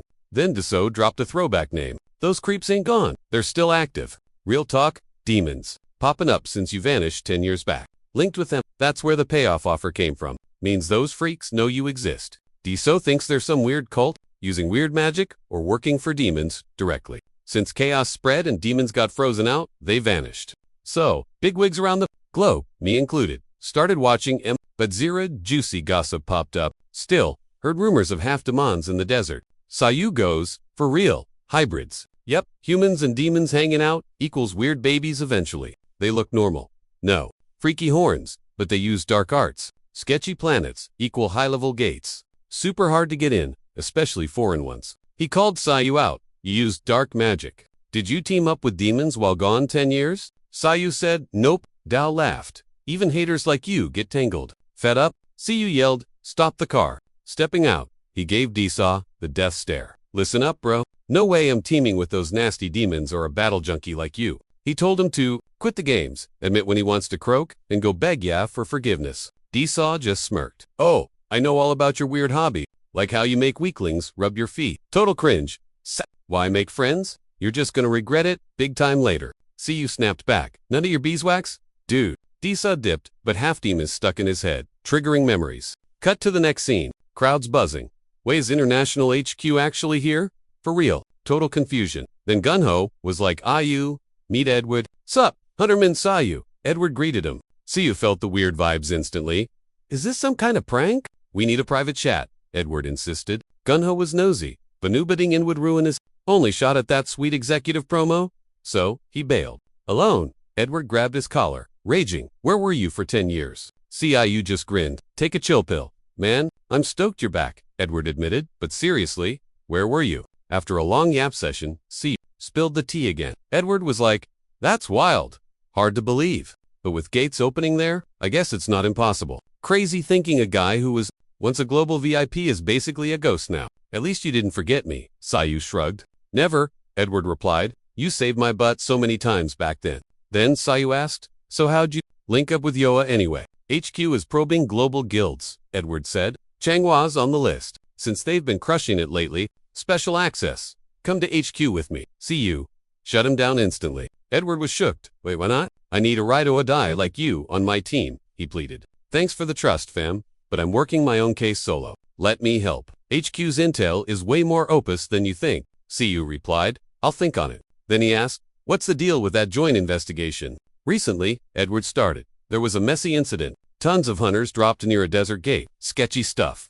Autopsy showed they were totally poisoned. Swallowed something sus. I'm betting it's illegal drugs. That news actually threw Sayu off. Awakened drugs. He pressed. What exactly are we talking about? We still got zero solid proof. Edward sighed. Legit drugs exist, fam. A secret probe started when hunters bit the dust. This drama has been dragging on for 6 months. The autopsy spilled the tea. The victims' insides were totally wrecked. Cell deep, mostly villain types, too. So, going public, big fat no. Too messy. Worse, zero physical proof found. The investigation hit a wall. Then, boom, a witness, finally, showed up in China. New clue unlocked. Word is, the dead guys snorted this black powder stuff. Then they went full rage mode, and literally snorting that dust gave them crazy mana boosts and supercharged skills. Sayu is like, is this dust just illegal steroids for supers? And is it tied to that desert mess? Ed's like, totally related. Bro, actually, it's prob where the whole nightmare started. Sayu's confused. How's that the start? The files are 6 months old. Ed breaks it down. In the desert, they found a portal surrounded by a bunch of bodhies. Right there, the guild spotted that black powder first. Plus, a sketchy merchant guild car was parked nearby. Super sus. Even if it looked small and totally innocency, being there was creepy as heck. Sayu nodded. Yeah, that's definitely bad news. Ed smirked. I know that girl is your student. Dude, it's top secret, and UA found the goods first. So, she's stuck in this. If you back her up, we can keep the fallout minimal, Edie urged. But if she gets busted, we're talking major danger zone. You gonna act clueless, or what? Sayu shrugged. Cool, I got stuff to do in the Middle East anyway. Ed breathed easy. I got your back with whatever, but spill what's up with Prez Cho. I can go nuclear if needed. Sayu, however, chill as ever goes? Nah, don't bother. Leave the old geezer be. He's just a power-hungry loser. Still human, barely. Cut 2. Sayu's all packed up. Sejin asked, you joining the big global probe? Sayu shot back. Remember Ed? 'Cause he begged me to handle this solo. How do you know him? Sejin gaped. It's messy. Explain later, Sayu said. Before they could keep chatting, Sejin's phone rang. Yoha calling. He dipped. Meanwhile, Frey goes, where are we headed? First stop. Europe, HMC's main base, Sayu replied. Frey fricked. Don't burn out your mana, like last time. Okay. Clueless, Sayu goes. You worried about cash, or my snacks? Frey was like, nah, it ain't the grub. The real issue was Sayu's bod was the ticking bomb. Since he got back, Earth's mana vibe was messing him up big time. So now, his Mosho was skyrocketing, but his grip on the realms, slipping fast. Like, totally gone. Realm hopping messed up Sayu, sure. But Frey got wrecked too. Blame that last brawl. Going all out with their spirit pact triggered some serious magical backlash. Frey can't smack Sayu cause he's the host, but later, things might get gnarly. Who knows what's next? There might be a moment when Frey goes stim right when the drama hits the fan. Sayu shrugged it off. I ain't using your juice anyway, so who cares? Frey got salty at the sass, but Sue just was like, if demons show up, I'll need ya. But for now, chill out. Plus, he said, scrapping with Cho was decent practice, but those power-up pills, super sketchy vibe. Felt weirdly deja vu. 2 days later, over at HMC's Global H, two gals were saying Ed's a loose cannon and Hikari carries the Asian squad solo. That chick was Hikari, top boss of Tokyo, Team 1. Her bro brags she's the youngest HMC's recruit ever to snag a leader badge. He'd crack-wise, like, bet there's zero things a cute genius like her can't handle. Next to her, Leia, the blonde ace, running Global's top squad. Leia threw shade, saying it'd be cooler if Yoa was there. Hikari caught the diss loud and clear thanks to the auto-translate gear. Just then, a dude popped in. Director Leon wants a P. Hikari smirked, so the VIP crasher finally showed up. The guy nodded. Yep, just touched down with VP Edward. That threw Leia off. She asked why the VP was crashing and who this mystery hunter was. Is he actually one of us? Guy says yeah, he's a Korea branch rep named Min Si. They kicked off the meeting with quick intro. CU repping Korea, Leia, and Stefan for Europe, and Hikari for Asia. Since the VP dipped for a sec, Leia jumped into the case files. She started yapping about that shady booster drug drama. Team 1 hit up the spot where they found the first batch. It was in a rank gate zone with 6 dead hunters scattered around. One stiff had the juice in him. But inside the dungeon, Zibnada. Leia said once the snooping's done, they'll decide if gate crashers get the green light. She also spilled the tea. Another spot. They found a whip from some tiny Middle East biz guild. At first, their vibe was total snooze fest and nobody cared. But the squad decided to dig deeper anyway. Sayu stayed quiet, wondering if demons or hybrids were lurking. He figured if humans made the stash, tracking it is easy mode, especially with powers. He reckoned that guild was super sus and wanted to check old clues first. Hikari was like, why are we ditching the official plan? Sayu was like, I'm going solo to get facts and link it to stuff I know. Hikari clapped back. HQ never said that. If it mattered, they'd say so. Plus, she was totally cringed out by him. To her, he was a rondo with no guild, crashing a big global case. And worse, he kept yapping about demons. So retro and irrelevant here. Hikari yelled, it's been 10 years since people started chillin' with demons. CIU was just being a boomer hater. Stefan felt the heat and tried to chill them out. Isla jumped in, telling them to drop the drama. Y'all are pros. Act like it. We gotta team up and sped run this solution. Soon, the squad started prepping for the next level. Flight to the Arctic was booked. Hikari was still salty at CU though. He seemed cocky and got special perks from VP Edward, which triggered her. Isla was like, he's actually cracked, trust me. But Hikari wasn't buying it. Total hater energy. Chilling in the lounge, Sayu thought quietly. This mission's gonna be messy, cause the team vibes are off. Soon, VP Edward walked in. How's the squad doing? Sayu smirked, annoying noobs. But fine, if they don't choke. Edward, who newest Iwa, you haven't changed in 10 years. He just said, don't crash the server. HQ's got your back. At the Middle East base, the welcome was lit. Cribs, rides, and gear everything was set. Still, Sayu felt weird sensing, zero demon vibes here, even with all that crazy mana. Maybe Isla totally missed the mark. Hikari wouldn't quit trolling him, making the investigation a total drag. Our hero bailed on waiting and went rogue immediately. He roamed the streets, grilled the locals, and found exactly one decent clue. Half demons look just like regular people. Creepy, right? You basically need a mana scanner to spot him. And that is E-Guild. Nobody around here had a clue it even existed. Meanwhile, Frey watched, totally intrigued. That Seiyu was wandering this ghost town solo, while the other scaredy cats stayed in packs. But honestly, walking alone was just how he killed time efficiently. Leia bumped into CU and was like, why aren't you chilling at the HQ dorms? Sayu told her he was playing detective on his own, then asked why she was flying solo too. She explained that Stefan had left to grab the gate pass since the safety check wasn't done yet. Then Leia dropped a truth bomb. Didn't recall seeing his face last time she was in Korea? Sayu claimed he was just a fresh newbie, but his vibe was off. He walked like a pro with 20 years of experience, which was super sus. That's when Sayu let slip he used to work with Hans Schroeder. Laya freaked out. She flashed a tablet pic and asked if that was the guy. Siyu took one look and confirmed. Yup, that was him. Turns out, Hans is actually Leela's uncle. She never guessed he knew hunters from Asia. The weirdest part? Siyu looked the same age as Hans, making her suspicion skyrocket. Siyu caught on and made up a lame excuse to dodge the topic. Leia then spilled that Hans had been in a coma for 2 years due to gate syndrome. A sketchy mana sickness nobody really understands. Plus, he had weird infections and mystery side effects. Her uncle really went through the ringer. On a mission to find a buddy, he got jumped out of nowhere. He got stuck in a gate for ages. By the time rescue came, he was already out cold. Since then, only top-tier healers have kept him breathing. She wanted to save him so bad. That's why she yoled into high-rank gates during her breaks, hunting for some magic potion to cure her uncle. But so far, zilch, he was her last fam left. The main reason she kept grinding. Soon, Stefan came back saying the gate pass was greenlit. They grabbed an HQ car and zoomed off to the spot. These gates were basically dimension doors. Inside, totally random chaos. Whether plants, monsters, everything worked differently than the real world. Who knew what kind of crazy mess was waiting inside? Hikari kept poking the bear, driving Siyu totally nuts the whole ride. Just hearing her talk made him want to scream. But boom, they hit the spot and shut up fast. Seeing that massive gate, it was super creepy and quiet. Place was totally locked down and wiped clean. Weirdly, the heavy mana vibes were just ...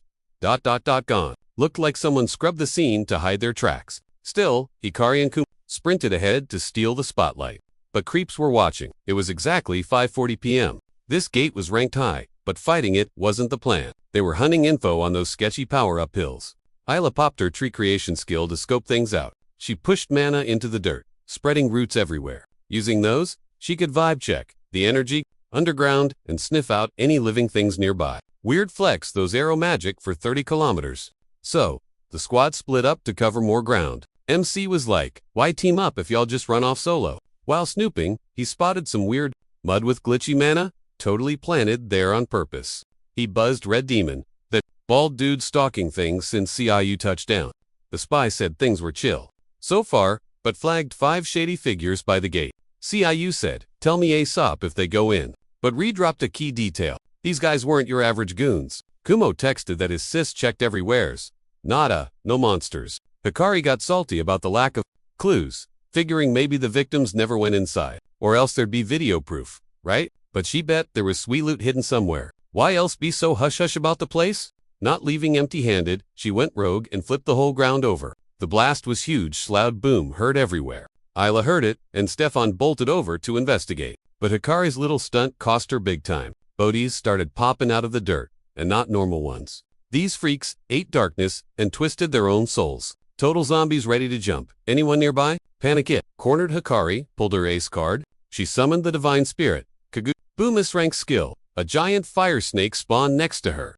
The beast went sicko mode. Wiped out tons of zombies in seconds. But oh, major glitch. Kill one another spawns. Total infinite respawn bug. Annoying. Hikari was almost toast till Stefan clutch saved her.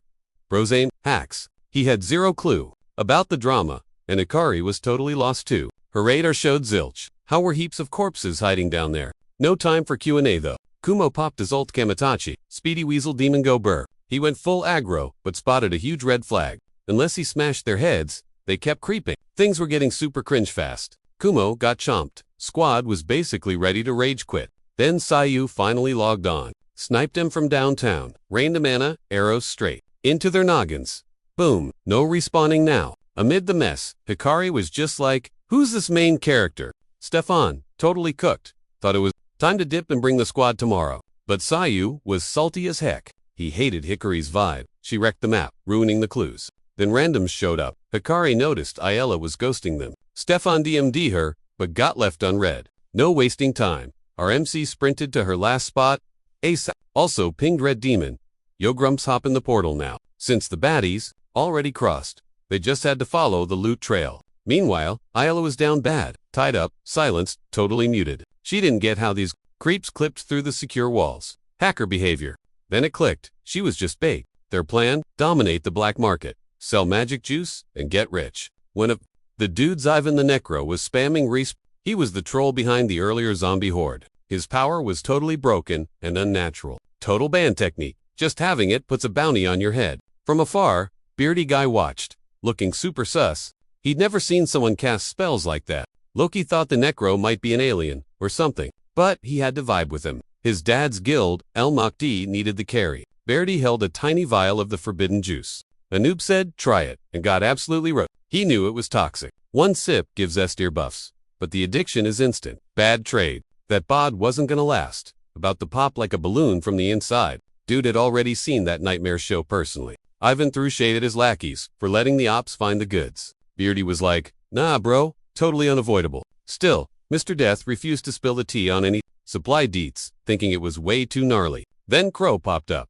Yo, zip it. The feds are basically next door. She also roasted Ivan for hoarding. Every half-demon putting the whole squad in danger. Necro just said, tell the boss to chill. I got this. But Crow saw the prisoner and was like, use your brain before you wreck it. Then she bounced. Glasses guy Robert was totally clueless. Verdi just told him to act like he was blind. Figured the snoopers and the girl were toast tonight anyway. Meanwhile, the trio waded through a sea of nasty stiff ones. If main character wasn't clearing the path, they'd be dead meat. Hickory was stressing, trying to flex, but failing hard. Soon, they spotted Sayu who'd been playing solo since the start. Stefan asked about Leia's CUs. Like, nope, just battle scars. Abi. The boss got nabbed, and baddies were spamming zombies. Zero hesitation. He chased the trail with the squad tagging along. Boom, they ran into Beardy and Robert. Hickory, engaging rage mode over her Sissus charged dem. Beardy used Wolf's trick everyone had to scramble fast. Sayu, over this drama, knew it was go time. Hikari couldn't summon her snake god. Cave was too tight. Ceiling would have caved in. She tried sneaking to find Sis, but found Ivan, who coded her instantly. Even Kumo was shook. Tried to help, but got blocked. Right then, MCU Spirit Art to float her up. Mr. Death was stunned. See that juice? Didn't think a human had it in him? Meanwhile, Robert kept Kumo busy. Frey realized these dudes weren't basic mobs. Huge level gap. We're losing. Ivan made the field a trap. One hand wave, and he respawned all the beat up zombies. But something was sus. Sayu was wrecking M2 is a. Frey thought, is this guy done playing defense? Sayu decided to unleash the beast. Right then, Frey matched his vibe and blasted a lightning wave, frying dozens instantly. Ivan looked impressed. With his usual snarky voice, CU smirked, got those powers way too fast for a junkie. Ivan raged, screaming he never touched that trash. That's for losers. Someone else definitely ordered the meds. Ivan claimed he was just recycling human garbage. Users make epic summon fodder, he bragged. CU checked his vibes totally steady. No glitches. So the Necro wasn't lying. He didn't cook this stuff. Big boss is someone else. Moon's out, and Ivan's power levels spiked hard. He chucked more bodies, trying to swarm CU into quitting. But really, he was just checking CU's stats. CU caught the vibe shift fast. Not mana. Demon juice. Total, half-breed energy. You're one of them, he shouted instantly. The Necro raged. No, you're the half-breed freak. Frey was like, whoa, glitchy demon powers. Cool. Sayu stayed chill and pinged Frey mentally. Can I ult? Frey hesitated. He worried, but CU just full-sent it anyway. Black chains shot out, skewering the zombies. Instantly, the undead lagged out and froze. The squad realized they were just NPCs, controlled by Ivan. Baird guy watching the fight was shook. Hit back, he yelled, but Ivan was frozen solid. One dude hacking, all those zombies, impossible. He needed Sio's real username, ASA. Sayu commanded the Bodhies to turn on their master. Ivan tried to block but got speed. Sayu warped behind him bomb, point blank. Then Crow spawned in. Didn't see that coming, but she wasn't looking to throw hands. He's loot, she said. Let him go. She didn't want the smoke with CU wanted to ban him permanently, but priorities. Team safety first. Plus, Crow was the real boss fight. Seizing the moment, Sayu grilled her on the half-man drama. Crow admitted there's a chill faction around. Been around a while, but Ivan went rogue on this one. He stole their rep for a solo gig. Even she didn't know who the quest giver was. Sayu rolled his eyes. Lame. She's mixed up in stuff she doesn't even get. Still, Crow swore she was just there to save Ivan's skin. She was totally clueless about the chaotic mess he'd sparked. Sayu put on his ice-cold face. No do-overs, he snapped. Crow smirked, regretting the trust fall. But CU, he'd already scanned her magic vibes perfectly. He saw the fibs masked by Monet, and wow, that ticked him off. He grilled her until she spilled the major tea. Her real name, Sayud figured the half-demons were deaf in on it. If it was just bout, cash, hiring monsters who hate peeps makes 0 sense. Something way bigger was up. Plus, that drug was sketchy. CU felt bad vibes from her, But nope, not demon juice. The energy pattern was totally unlike anything he'd seen here. Gotta scope out the ISG guild now. Post-brawl, Leia got saved by her squad. Thanks, but let's bounce before we're toast. She yelled. Then our hero confessed he totally lost Ivan in the messy ambush. As the crew bailed via the busted gate, SIU pinged Frey. Zero reply. 2 days later, at HMC's base, he spilled the deeds to Edward. He admitted he was being a total noob, thinking it was easy. Sorry for the danger, guys. Edward, looking dead on his feet, tried to chill him out. Nobody saw that crazy drama coming. Sayu said he had to jet back to Korea for some big-time stuff. He was like, hit me up ASAP if you find any fresh clues. Walking out, he bumped into Hikari, who gave him props for the heals. Blushing hard, she owned up to being salty and swore to be nicer. CU couldn't care less though. He was stressing over Frey being a ghost. Gotta wake him up somehow. Meanwhile, Edward got fresh intel from the Middle East crew. Turns out the Almach baddies were pushing illegal meds on the low. They weren't the ones cooking it. Just dealing? Boss croaked. So supplies paused. Still, that junk was floating around the streets. That messy gate? Totally trashed from the fight. It's useless. Garbage now.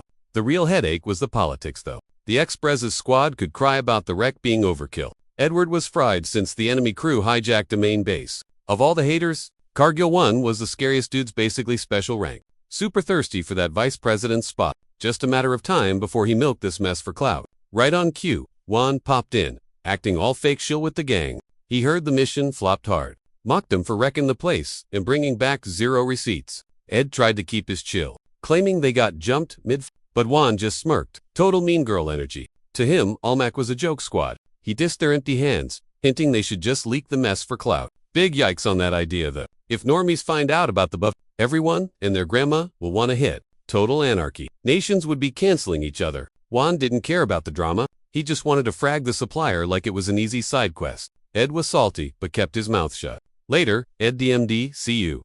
Leaking this means World War III. Clock was ticking, and to make it worse, he was still ghosting on the info Sayu was thirsty for. Ed claimed the gate was high tier, but unchecked. Looted dry. 0 monsters left. Suspected the place was a ghost town way before the raid. Still, guessing it, glitch gates spawned to push meds. Impossible. Even with a psychic cheat code. Made Ed wonder if the dungeon was even legit. Started thinking it was a deepfake illusion, a magic trap house. Wild theory, but see, vibe checked it and it clicked. Ed suggested a training montage to maybe jumpstart Frey. Sayu was down. A little cardio, never killed anyone. At the club, a redhead with neck ink stuck out like a sore thumb. Strictly there for the hustle. Bypassed bouncers with a cheat code, meeting 4 eyes from back in the day. Red dropped the T. Cops are heating up, so he's dipping. This was his last drop for a hot minute. Shu blamed the lag on clearing out copycat noobs, trying to steal his lane. Nearby, white-haired Jang Chuin got super hyped seeing Red. Chuin demanded the loot box, a fat briefcase, blamed his boss for the rush, and paused the chat. In Korea, the juice investigation went viral. Everyone was shook. Even the squad leader felt played for being left on read. Panicked, he summoned Sayu to see the big boss, demanding, just nagging about verifying info on his trip.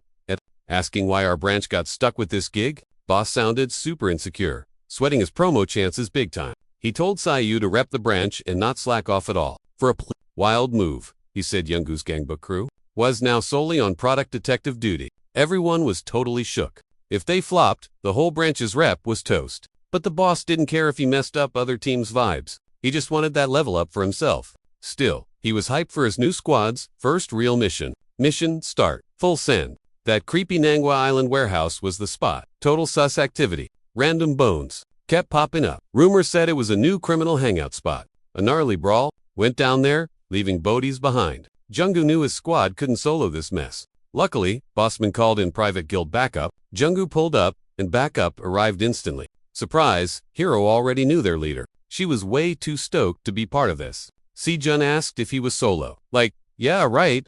Honestly, most folks there would just be dead weight, just waiting to catch runners. Jungoo just chilled in the car. With a teammate, EO eyed the crowd, thinking were normies looking for basic power-up meds. She bet the drama was only caused by shady dealers or guards beefing. But our hero saw this as a chance to wreck addicts so they'd rethink their lives. Right before it popped off, he heard 2 guys. He hid behind a wall to snoop. They claimed they came because they heard hype, but were bummed it was just average trash. Still, they figured the resale cash would be sweet. One asked if he knew Zhang Xun. Rumor is, he's in Korea. Just then, the group of 3 walked up, curious about this. Zang dude? The duo got salty, asking who the heck they were. Want loot? Use the front door. Sayu was like, nah, buying that junk, and split him into 4 squads. They totally wrecked those to wannabe burglars and truss them up. Still, our main guy was super clueless on the play. Act like junkies, or just wipe everyone out. He couldn't pick a lane. Hua was like, yeah, let's just delete him. So Sayu fired up his octation thingy, which totally relies on brain. He is S rank though. Dude is literally Korea's top wizard. Soon got buff, but being treated like a baby. Still, super annoying. They slid in while the vibes were hype. Place was packed with producers and random normies everywhere. Then it hit him. They were not facing thugs, but a split black market. One for normies, one for supers. That was super hidden. Snooping was key, till a crazy scream killed the vibe. Some dude was tripping on major visions. Classic portahopper drama. Place felt haunted. Sayu told them stay woke and dipped solo. He found a secret tunnel, probably for dodging cops. The path was tight, messy, but the vibe was off. Not mana, just ... weird. Then boom, a ghost popped up behind him. Sayu freaked and almost blasted the spook, but realized it wasn't trying to throw hands. Then a blonde chick shows up like don't hurt my bestie. Sayu was shooked. That, she spotted him through his stealth mode. He is curious, but she is also grilling him. She said she lives here.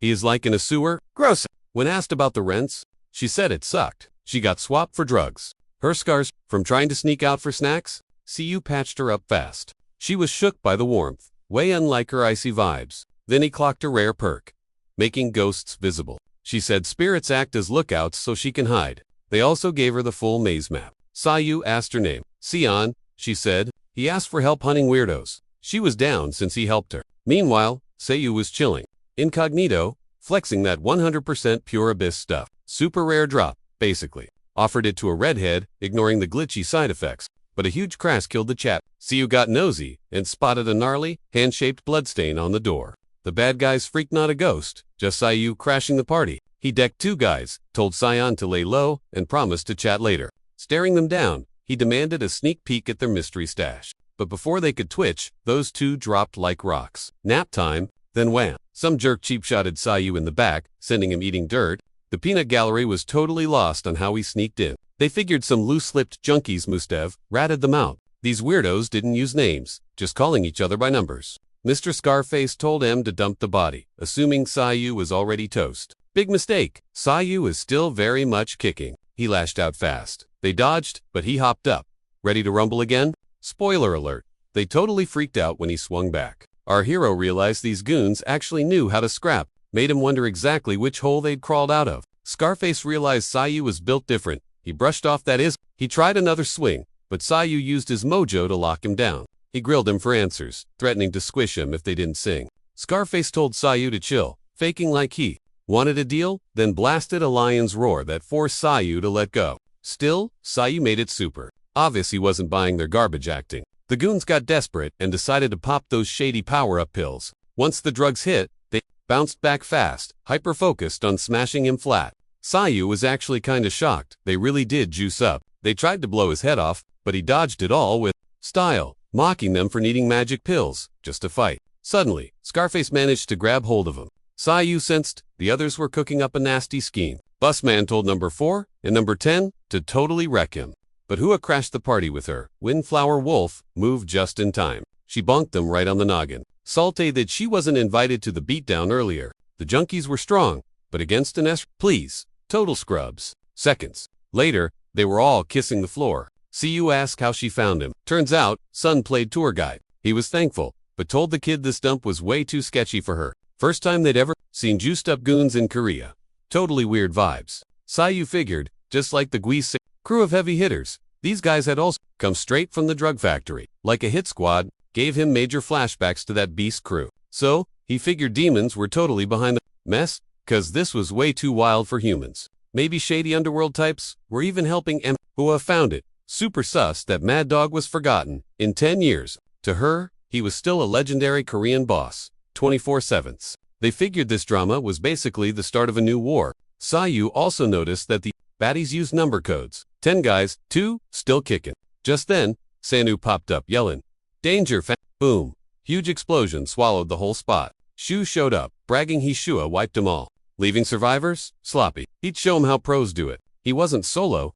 New enemies arrived, stressing Sayu cause their mana vibes were way stronger than the last scrubs. Definitely a rank material, minimum. Sayu asked if he let him. Shu said, whatever, you're dead. Si-jun took the rear. Hua prepped her cover fire. Our hero faced Chu and realized it. His martial arts were kid stuff. Totally lame.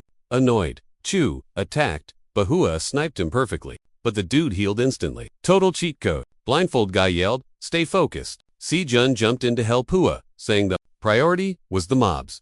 But Sayu was vibing confidence. Told the squad he'd wrap this up in 10 minutes. Siyu rushed Chu, smacking him and asking cues. Curious about the dude's trick of gathering. Hit energy and bouncing it right back.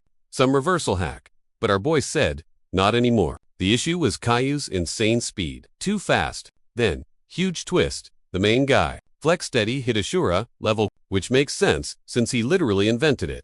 Sayu noted mana changes based on how a person runs their dungeon. Didn't know Asura went viral. Outclassed. Chu could only think about Balin to go snitch to number 1. As he fled, Hero said, focus, and wall slammed him. Since he already answered Sayu, figured it was quiz time for the survivor. Chu just wanted to know who this monster was. He tried to fight back, claiming it was the dealer himself, bragging about new goods. Then he force-fed him the stuff. To see you, just fake meds. The bad guy spat his twisted manifesto, yapping that power rules everything and chasing it just gets you wrecked. By that, twisted logic, these sketch meds appear so the strong can feast on the weak. The hero?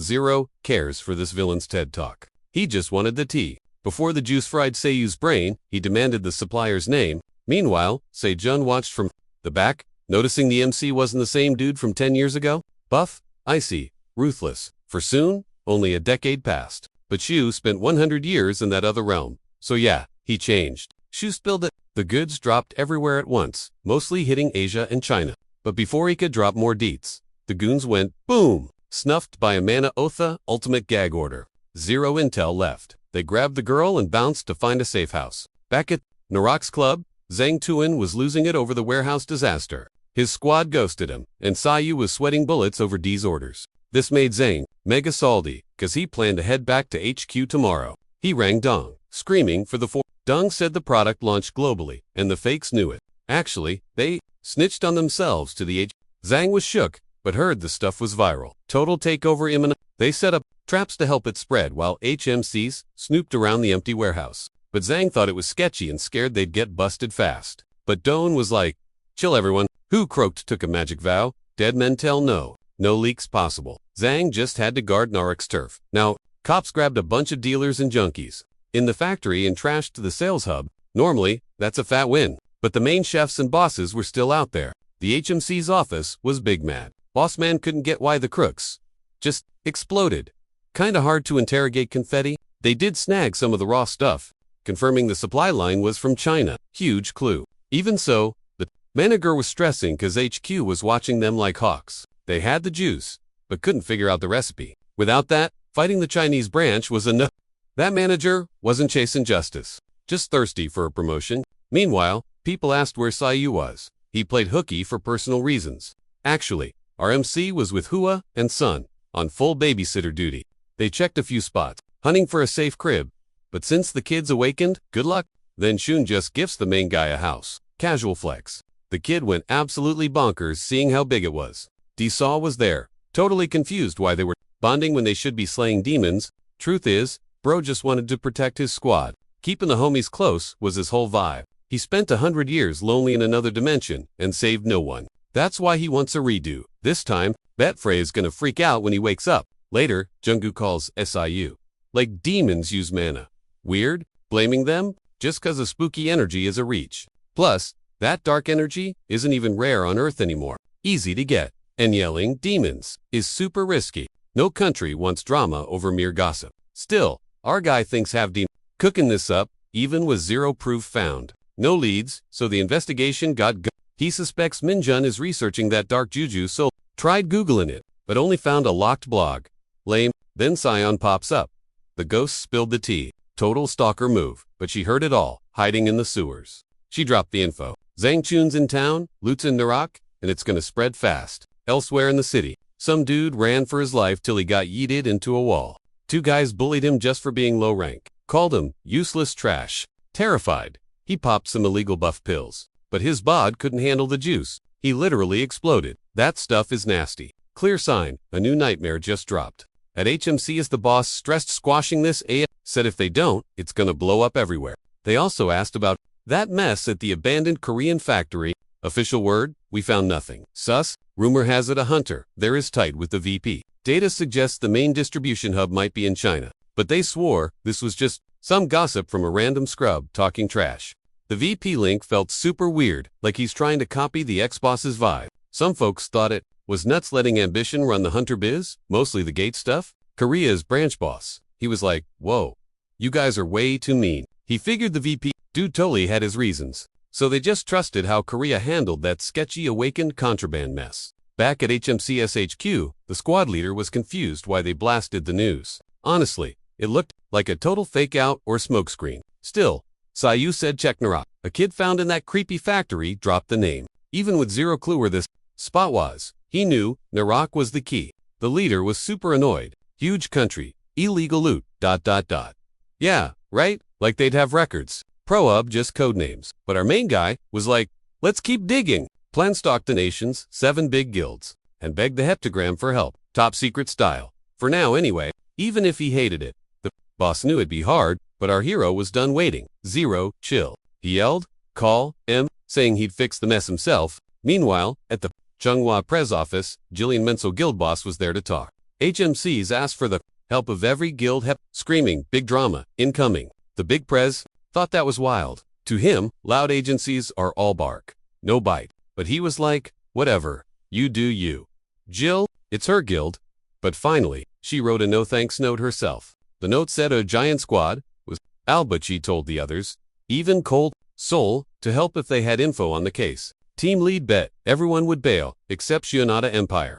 CU got there and was like, why move? Hunters to HMs. Turns out, it's pretty normal. Even with lamer pay than the big guilds, some hunters just want to do good stuff. Hero said, watch Diamond and White Lion. Thinking a snitch was leaking info. The squad lead didn't see a link between HMCs and guilds, as long as they played nice. He noted the seller's cash was insane and the investigation was huge. So, big chance a massive guild was totally in on it. Plus, that HMC's invite looked super sus and way too thirsty. Zero chance they'd agree without perks or getting bullied. Suddenly, this girl rocking glasses bursts into the room, claiming she maybe tracked down Narak's hideout. Meanwhile, an HMCS staffer hit up Zhang Chuan with dirt on Genoa. Dude was being weirdly helpful, way more usually literally leaking the names of the factories. Zhang Chuan didn't get the vibe, saying the Korean HMCs used to be totally useless new.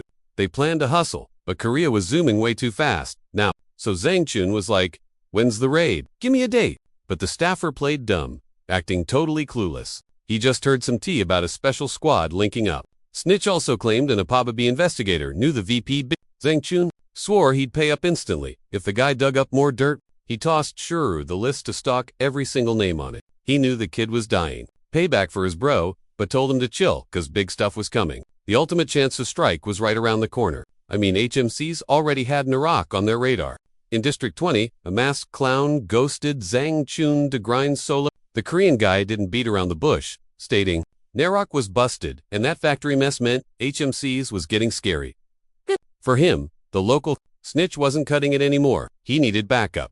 But Mask Guy thought the payout was too lame to travel just to hide evidence. He figured, just grab the loot and ditch the base completely. But Zhang Chuan argued losing Narak would be a total fail. You could build another, but that distro setup was unmatched. So the masked dude decided to go hit up Daysum. Walking up, the sheer size of the joint totally floored him. He said hey and dropped the news that Narak was exposed and HMCS was leveling up too fast, endangering the whole crew. Disung, though, zero patience for drama. He knew that clown, the Korean seller, pushing him for contraband. If he really wanted in on the dark side, he'd have to get past him first. Honestly, Disa just saw a fee. If he won, he didn't care about the rest. The clown just wanted to push product everywhere. Even with Disa being a boss, he knew Chinese HMCs wasn't a joke. Getting caught would be a Jagundo headache. Plus, that heptagram probe made things extra spicy. The main thing was that a crazy, never-before-seen meet was dropping soon.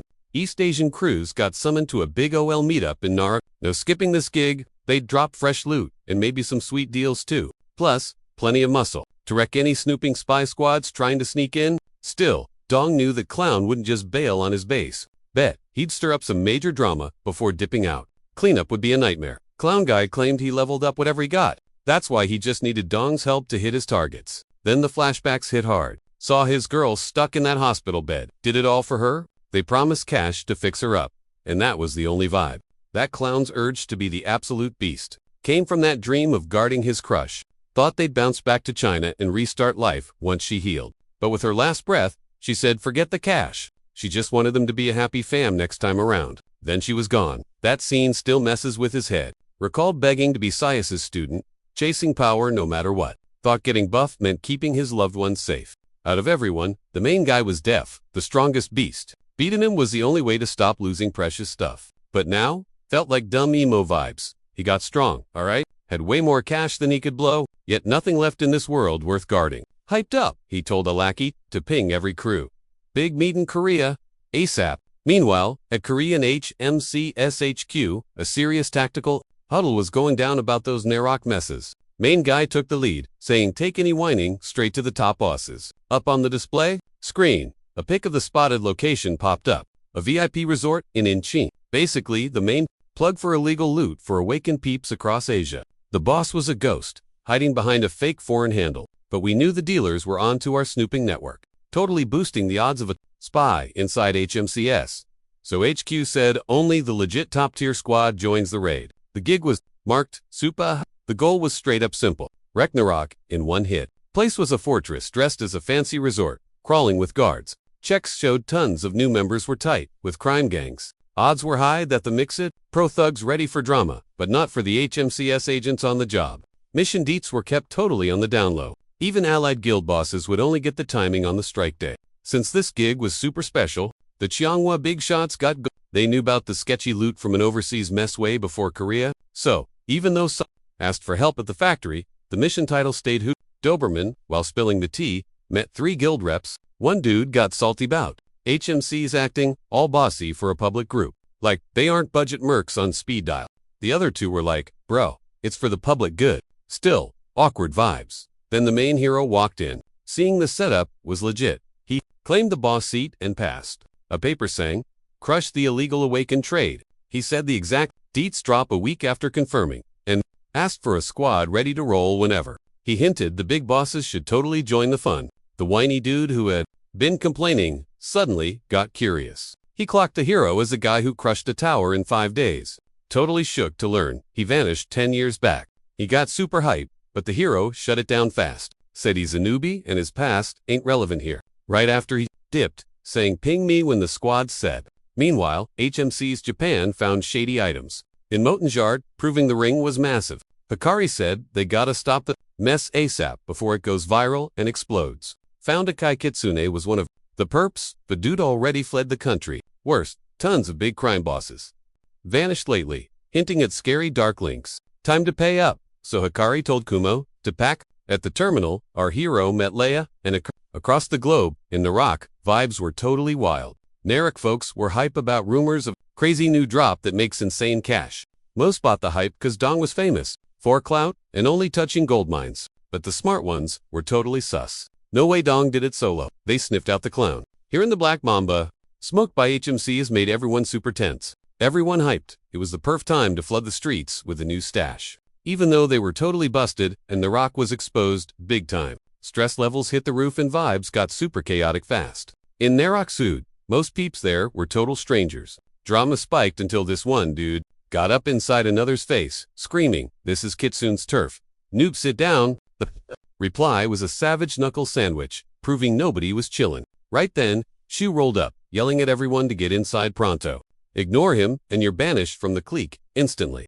The room went dead silent till the clown strolled in like a boss. He said Dazong called the shots and spilled the tea on why they met. A sick new power-up for awakened peeps called Lux. It boosts mana like 2 or 4 times. Clown admitted the nasty side effect rumors, but said that's ancient history. All the glitches were already patched, so now it's just about making that bread. He noted HMCs has been snooping on Lux forever. Big risks, big rewards. Korean HMCs actually already had rats inside Narok. So for the drop to work, we gotta team up. Most folks rolled their eyes. thinking the HMCS was way too lame to matter. But the clown was like, nah, things changed. He confessed that back in the day, haters had ghosted him, but now a massive raid was likely dropping within a week. So he begged everyone to help prep a legendary class. The sellers didn't get why they should defend Narok since there was zero quick cash in it for them. So the clown offered a BOGO deal on Lux plus sweet bonus loot for helping out. He made it clear, this is straight from Daezong, and saying no wasn't even a choice. Basically, Narok is the new meta for the underworld, cause Lux changes the whole game. They'll pick Tajoran Bale was totally on them. To him, real flex isn't gate power. It's the crazy thirst that drives people. At 12 sharp, CID control tower from afar, asking if the squad was ready to roll. Everyone was just waiting for the green light. Then the MC put his hand up and yeeted meteor rain straight at the building. Operation Doberman was a go. Meanwhile, guests inside were still vibing and drinking. Zhang Chuan hyped up the clown's work, since he'd been moving product, bossing mercs around, and planning spies in HMCs like a pro. Mask Guy, though, gave all the props to Daezong's help. With the goods delivered, Zhang Chuan said he was dipping back to China. He claimed he's a trash fighter, so him hanging around was pointless. Chu planned to bounce with the crew after linking up with this. Boom! Before he could even think, the whole place shook. A minion came running in, totally freaking out, screaming that someone just blew up the outside walls. The lobby was trash, and the front door gone. MC got yelled at for rushing the raid a week early. Like chill. So the White Lions were like, nah, we're out. Whatever, the squad rolled out anyway. Shields up, sensors on Narok was on lockdown, and the strike team kicked down the front door. Everything was smooth. MC was hyped. No one snitched on the date. The only hiccup? A sneak. Warborn hiding in plain sight with the good guys. But honestly, we still wrecked. Exits sealed. Smoke everywhere. Rots had to come out. Lobby goons were only a. CU's crew begged. Easy. Then some seller chucks a purple slime monster at us. Gross. He really thought that blob would win the fight? Yo was just confused looking at it. But Sun knew, if that thing popped, we'd be toast. So he iced it instantly. Boom. Slime sight. Yo whipped out her bow and shot a windflower arrow that blew those guys sky. One guy realized, uh-oh, these are Korean SF. D-Sung knew it was game over for near. Guess the clown's backup plan flopped hard. Since he messed up, nobody wanted to help him. So the clown starts shoving loot into secret tunnels, trying to sneak out the back door. Basically, total panic. Everyone ran. Kai Kitsune looked done for. The Fox dudes freaked when they saw the S. Too weak to fight, they chose to run and link up with others, cause solo meant death. Akai Katsune tried to clear a path himself. Seijin saw him zooming, so Nona drew her blade and shut him down. Upstairs was a total mess. People running wild, and some crazy kid attacking everyone. Lots of guys hauling boxers of the goods, until Lakari showed up and flattened them. Kumo was there too, yelling at them to give up. These guys were on every wanted poster globally. Bagging them would be a huge flex for the team. She told the squad to grab them all, but then backup came. Shu popped up with some lady in red. Suddenly, it was a fair fight again. Hikari clocked their gear and spotted Dasong's logo. Hikari saw a perfect chance to take her new legendary toy for a spin. She summoned Kagatsushi, that spicy flame spirit. Her spirit gift joined the party too, forming a total power couple. The enemy gang laughed, claiming her squad looked like a petting zoo. Annoyed, Hikari snapped back. They aren't pets, they're divine spirits. She rushed the lady in red. Kumo got distracted, checking on his sis, and got jumped by Chu, but managed to block. Still, that hit landed heavy as a truck. He blasted energy to shove them back. The red lady raged, vowing to wreck Hikari next. But CU's partner wasn't done flexing yet. She triggered the Fire Spirit's Bloom skill, causing a bunch of fiery clones to pop up everywhere. Chu, playing hero for red, tanked the hit and bounced it right back. Hikari got face planted, totally not expecting that a no reverse card. Just then, the main character showed up and healed her instantly. Seeing this, Chu clocked the guy's face. It was the dude who deleted his brother. Full of hate, he threw on shades, popped some Lux, and swore on his twin's ghost to dust the MC. He rushed Sayu madly, but Sayu just thought he was being extra. With total focus, Sayu chopped right at Caillou's arm, wrecking his balance completely. Meanwhile, Aram told Kies the Yuba was here and they should dip. Kies, watching the scrap between the MC and the squad, told Greeny to hang back and help the clown, since he couldn't die yet. Nearby, Zhang Chuan watched from the nosebleeds, regretting his life choices. Couldn't believe Chu lost his cool and just spammed attacks. Worried, he eyed the protagonist, trying to figure him out. The guy was toying with an S-rank pro like a noob while looking for an exit. Soon, after Sayu dropped Chu, Hikari thanked him, saying she owed him big. Sayu was like, nah, I need your backup right now. He didn't expect a whole villain convention here. Hikari said Chu was a boss in Azure Blossom, some sketchy underworld gang. Still, Sayu found it weird, like the bad guys weren't actually ready for an ambush. Plus, the loot lying around looked totally out of place. Just then, Isla popped a detection bubble but accidentally leaked her artifact stats. She admitted that, watching the chaos, she realized she'd been slacking off, and promised to actually grind hard from now on. She was stoked. Sayu called for backup, even if she felt underleveled. Kumo was shocked by his sister's talk, thinking she crushed on CU, but it was just thanks. Still, when the MC walked by, she turned tomato red. He tuned out the noise, laser-focused on hunting Zhang Chuan, who was failing at hide-and-seek. Stepping up, asked if he had a death wish right then and there. Zhang panicked, screaming he was a normie with zero powers. Our guy wasn't buying the tears. To him, Zhang was just a wimp aiding the bad guys. Under pressure, the dude spilled. The loot was stashed in the basement, reachable via a VIP elevator up top. He'd moved everything there himself. This news totally ticked him off. He buzzed Sayu and Ya immediately. They sprinted over, stepping over a carpet of knocked-out goons on the way. Up ahead, Aram and Robin were total roadblocks. Sejin felt the vibe shift. These two were built different boss-level enemies. They seemed way buffed up, maybe stronger than the duo combined. Their job? Stall for the clown. Just wasting time. Robin chucked a weapon at the mage, who fired back with heat, trying to double KO them. But Aram flipped the script with crazy skill, bouncing the spell back and causing a mega boom that reset the field. Robin saw a gap and warped behind the redhead, roasting her. Just an archer. I'll snap you like a twig. Big mistake. Joha blocked his axe with her bow like a pro. She clapped back in her head. Real archers don't just shoot. We lift. She hit back hard, making Robin retreat. Then the clown showed up, looking super salty. He just wanted to secure the bag. Instead, he's stuck in a brawl in the middle of his exit route. His entrance distracted the duo, and they got smacked by a combo.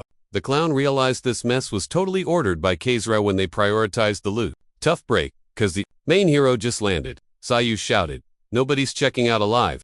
The clown gave a sarcastic slow clap. "Wow, you wrecked my fort. Congrats." But he swore he'd just build a new base. He was only mad about the lost cash. Then he dropped a bomb. His pals were busy wrecking That made the hero panic a little. Robin tried to swing, but Sayu fed him a knuckle sandwich instantly. The hit was so op, that one punch put him to sleep permanently. Freaking out, Aram begged the clown to run. But Maskface, realizing who the hero was, just smirked. "Let's chat." Sayu wasn't in the mood for a podcast and rushed him. The clown dodged like a ninja but still got nicked, ripping his mask. Mask guy didn't expect to bleed so fast. Pissed, he started moving at glitch-like speeds. Dude was totally vibing with the brawl, just trolling the baddie, biding his time. Till he punted the clown's spine and froze him solid ace. But CU's dimension lag hit hard, making him wonder when this drama would wrap. Sejin saw his bro glitching out and begged him to chill and get healed.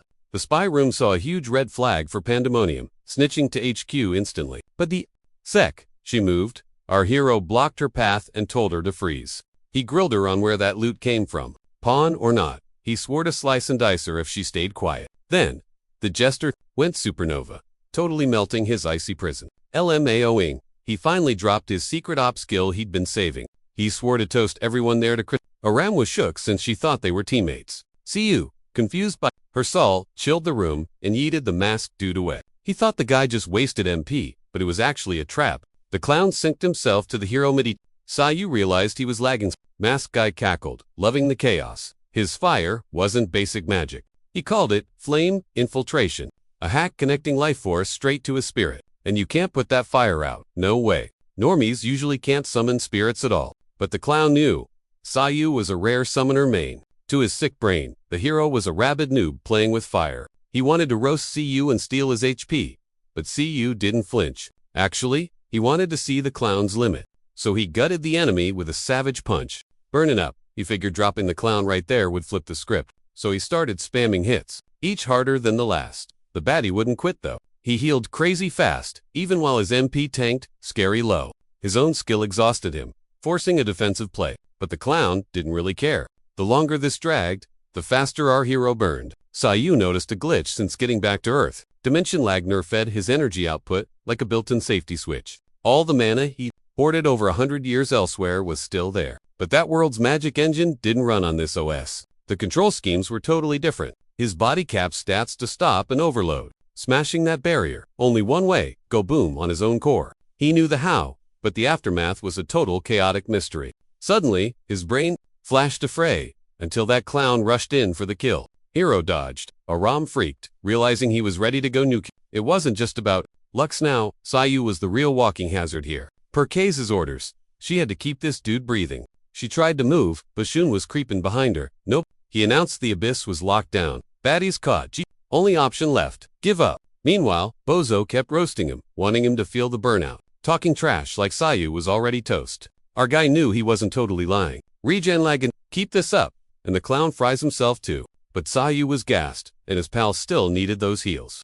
Unleashing it meant blowing the whole building sky. Right at that second, Frey popped up. A voice in his head said, chill out. He dropped in to smash through everything solo style. Sayu relaxed instantly. The clown was totally lost. He couldn't grasp the insane energy vibe right there. Frey showed up, eating that enemy fire like a spicy snack. First time Masky actually looked worried. Now it's a real do-or-die brawl. Clown was shook, but Sayu didn't bother spilling the tea. He let him taste that raw power. Then a ram, driven by Kaiser, made her move. She swapped her ability chords right to herself. Poof! She and the clown vanished using Spirit Beast. Escape, ditching a minion for a slick getaway. Then, dead silence. The drama was over. Siyu checked on Sean to see if bro was okay. Si-jun fixed his specs, stone-faced, asking what the heck that thing was. Sayu just grinned, like, I'll spill the beans later. Loved it. Smash that like and sub to catch the next episodes.